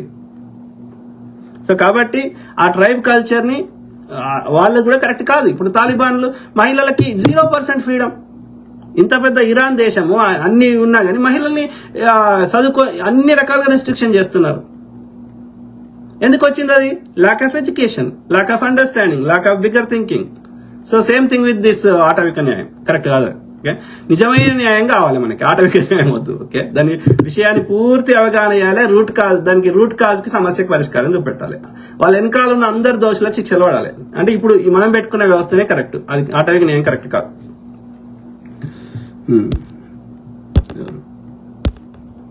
రాజేష్ మామిడిపల్లి ఏమంటున్నారు? అంతర్జాతీయ మానవ హక్కుల కమిషన్ వల్ల ఉపయోగం ఏంటి? వాళ్ళని ఎలా అప్రోచ్ అవ్వాలి? దీని గురించి ఏమైనా అవగాహన ఉందా బ్రదర్? మీకు అసలు కొంచెం చెప్పండి. ప్రజలకి చాలా ఎన్కౌంటర్లు చేస్తూ ఉంటే వాళ్ళకి ఫిర్యాదు చేయలేమా? వాళ్ళు పట్టించుకోరా? అసలు అంతర్జాతీయ మానవ హక్కుల కమిషన్ ఏం చేస్తుంది అని కొంచెం మీకు ఏమైనా తెలిస్తే చెప్పండి. అదే బ్రదర్, ఇంటర్నేషనల్ అంటే ఒక దేశం ఇంకో దేశం లేదా అన్ని దేశాల్లో ఉండేటువంటి అనేక సమస్యల గురించి వాటిని పరిష్కారం చేసుకోవడానికి ఏర్పరచుకున్న వ్యవస్థలే అనేకమైనటువంటి అంతర్జాతీయ సంస్థలు. ఇంటర్నేషనల్ కోర్టు, అంతర్జాతీయ కోర్టు కావచ్చు, యునైటెడ్ నేషన్స్, అన్ని ఐక్యరాజ్య సమితి అంటే అన్ని దేశాల యొక్క యునైటెడ్ నేషన్స్ అంటే దేశాలు, యునైటెడ్ అంటే కలిసి. సో అన్ని దేశాల సమూహం కావచ్చు, లేకపోతే ఇప్పుడు మీరు చెప్తున్న హ్యూమన్ రైట్స్ కావచ్చు, ఇంకోటి. కానీ దాన్ని ఎట్లా ఇంప్లిమెంట్ చేస్తారు? ఒక దేశ సార్వభౌమత్వంలోకి ఇంకో దేశము ఎంటర్ చేసే అధికారం లేదు. ఇప్పుడు అమెరికా ఇప్పుడు యునైటెడ్ నేషన్ చెప్పింది వేరే దేశం మీదకి, ఇరాక్ మీదకో దేని మీదకో యుద్ధానికి పోకు అని చెప్పింది. ఇప్పుడు ఇజ్రాయెల్ కి చెప్పింది నువ్వు అట్లా అమాయకులని, చిన్నపిల్లల్ని, మహిళల్ని ఎందుకు చంపుతున్నావు. కానీ దాన్ని ఆపే శక్తి ఇప్పుడు వీళ్ళు తీర్పులు ఇచ్చారు. ఇంటర్నేషనల్ కోర్టు కూడా తీర్పు ఇచ్చింది ఆ యొక్క నెతన్యాహు దోషి అని, లేకపోతే ఇంకోని దోషి అని. కానీ దాన్ని ఎవరు ఇంప్లిమెంట్ చేయాలి? ఎట్లా ఇంప్లిమెంట్ చేస్తుంది? నీకు సొంతంగా ఆర్మీ ఎక్కడుంది? నీకు సొంతంగా పోలీస్ వ్యవస్థ ఎక్కడుంది? నువ్వు వాళ్ళ ఆస్తులను జప్తు చేసా, నీకు ఏ అధికారం ఉంది? వాళ్ళ దేశంలోకి నువ్వు ఎంటర్ అయ్యి వాళ్ళ మీద చర్యలు తీసుకునే అధికారం ఎక్కడుంది ఇంటర్నేషనల్ ఈ సంస్థలకి? సో కాబట్టి వాళ్ళు సమస్యని అందరికి తెలిసేటట్టు చెప్పడం వరకే వాళ్ళు చేయగలుగుతున్నారు తప్ప, ఇప్పుడు యునైటెడ్ నేషన్ చెప్పినవి వేరే దేశం పాటించితే సంతోషం, కానీ పాటించాలనే దానికి ఒక బైండింగ్ లేదు. అంటే కంపల్సరీ ఈ ఇంటర్నేషనల్ సంస్థలు ఇచ్చిన తీర్పులని వాళ్ళు చేసిన రిజల్యూషన్స్ ని వాళ్ళ ఇష్టంతో పాటిస్తే, గౌరవంతో పాటిస్తున్నారు. కానీ దానికి పాటించకుంటే దానికి జరిగే కాన్సిక్వెన్సెస్, దాన్ని ఎన్ఫోర్స్ చేయడం వ్యవస్థ లేదు. లేనప్పుడు అది కేవలం ఒక సమస్య ఉంది అని అందరికి తెలియజేయడానికి ఉపయోగపడుతున్న ఈ సంస్థలు కానీ, ఇంటర్నేషనల్ సంస్థలు కానీ, అది అంతకు మించి దాన్ని ఎన్ఫోర్స్ చేసే వ్యవస్థ లేదు, అది కరెక్ట్ లేదు. అట్లా నువ్వు ఆ ఎన్ఫోర్స్మెంట్ చేసే వ్యవస్థ కావాలంటే ఈ యునైటెడ్ నేషన్స్ లో ఉన్న అన్ని దేశాలు అనేక డబ్బులు ఇచ్చి దానికి సొంత ఆర్మీని అట్లా తయారు చేసుకుంటే అప్పుడు ఆ యునైటెడ్ నేషన్స్ లో రెజల్యూషన్ పాస్ అయితే వాళ్ళ ఆ దేశ వీళ్ళు ఇచ్చిన రూలింగ్ ని ఆ దేశ పొడవునా పాటించకపోతే వీళ్ళ ఆర్మీని పంపి అక్కడ దాని మీద చర్యలు తీసుకునే అధికారం ఏమైనా ఉంటే, వాళ్ళ ఆస్తులను జప్తు చేసే అధికారం ఉంటే, దీనికి ఏమైనా చర్యలు తీసుకునే అధికారం ఉంటే అవి ఏమైనా పనికి వస్తుంది. లేకపోతే అది నామకే వాస్తు సంస్థలే. ఓకే, ప్రస్తుతం ఉన్న వ్యవస్థలు అయితే అంత ఈజీ కాదు. ఒక దేశంకున్న ఆర్మీని అన్ని కాదని అంతకంటే బలమైన వ్యవస్థల్ని ఏర్పాటు చేసేంత అన్ని దేశాలు పైసలు ఇచ్చి అంత ఏర్పాటు చేస్తారు. వాళ్ళ దేశంలో ఉండే సమస్యలను వదిలేసి చేస్తారు. ఒక సామాజిక అందరి ప్రపంచంలోని మానవత్వం కోసము అంటే ఇప్పటివరకు ఇజ్రాయెల్ కొట్టే శక్తి అనేక దేశాలకు ఉంది. చైనాకు లేదా, రష్యాకు లేదా, ఇంకో దేశంకి లేదా ఇజ్రాయెల్ ఆపే శక్తి. మరి చైనా ఎందుకు నోరు మూసుకుంది? నార్త్ కొరియా ఎందుకు నోరు మూసుకుంది? అంతమంది అమాయక చిన్నపిల్లలు, మహిళలు, ఈ హమాస్ సంబంధం లేని వాళ్ళు, నార్మల్ పీపుల్ చచ్చిపోతుంటే ఎందుకంటే వాళ్ళు బూట్స్ ఆన్ ద గ్రౌండ్ పోతే వాళ్ళకి నష్టం, వాళ్ళ ప్రజల ప్రాణాలు పోతున్నాయి, వాళ్ళకి డబ్బులు ఖర్చు అవుతున్నాయి, వాళ్ళకి నష్టం జరుగుతుంది కదా. యునైటెడ్ నేషన్స్ ఎన్ని ముచ్చట్లు చెప్పినా యునైటెడ్ నేషన్స్ ముచ్చట ఎప్పుడు వరకే కానీ అంతకుమించి ఏం చేయగలుగుతుంది యునైటెడ్ నేషన్స్? సో కాబట్టి ఇప్పుడున్న వ్యవస్థ ప్రకారం అయితే అంతర్జాతీయ సంస్థలు కేవలం ఏమంటారు, ఒక సమస్య ఉంది అని అందరికి తెలియజేయడానికి పనికి వచ్చే విధంగా ఉంది తప్ప అంతకు మించి ఆ యొక్క న్యాయాన్ని ఇంప్లిమెంట్ చేసే స్థాయిలో ప్రస్తుతం అయితే లేవు.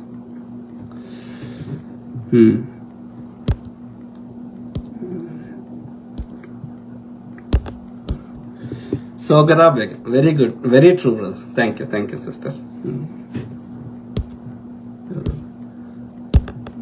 సో అదే మిత్రులారా, కీప్ టాకింగ్, మాట్లాడుతూనే ఉంటా. అయిపోయినాయి కామెంట్స్.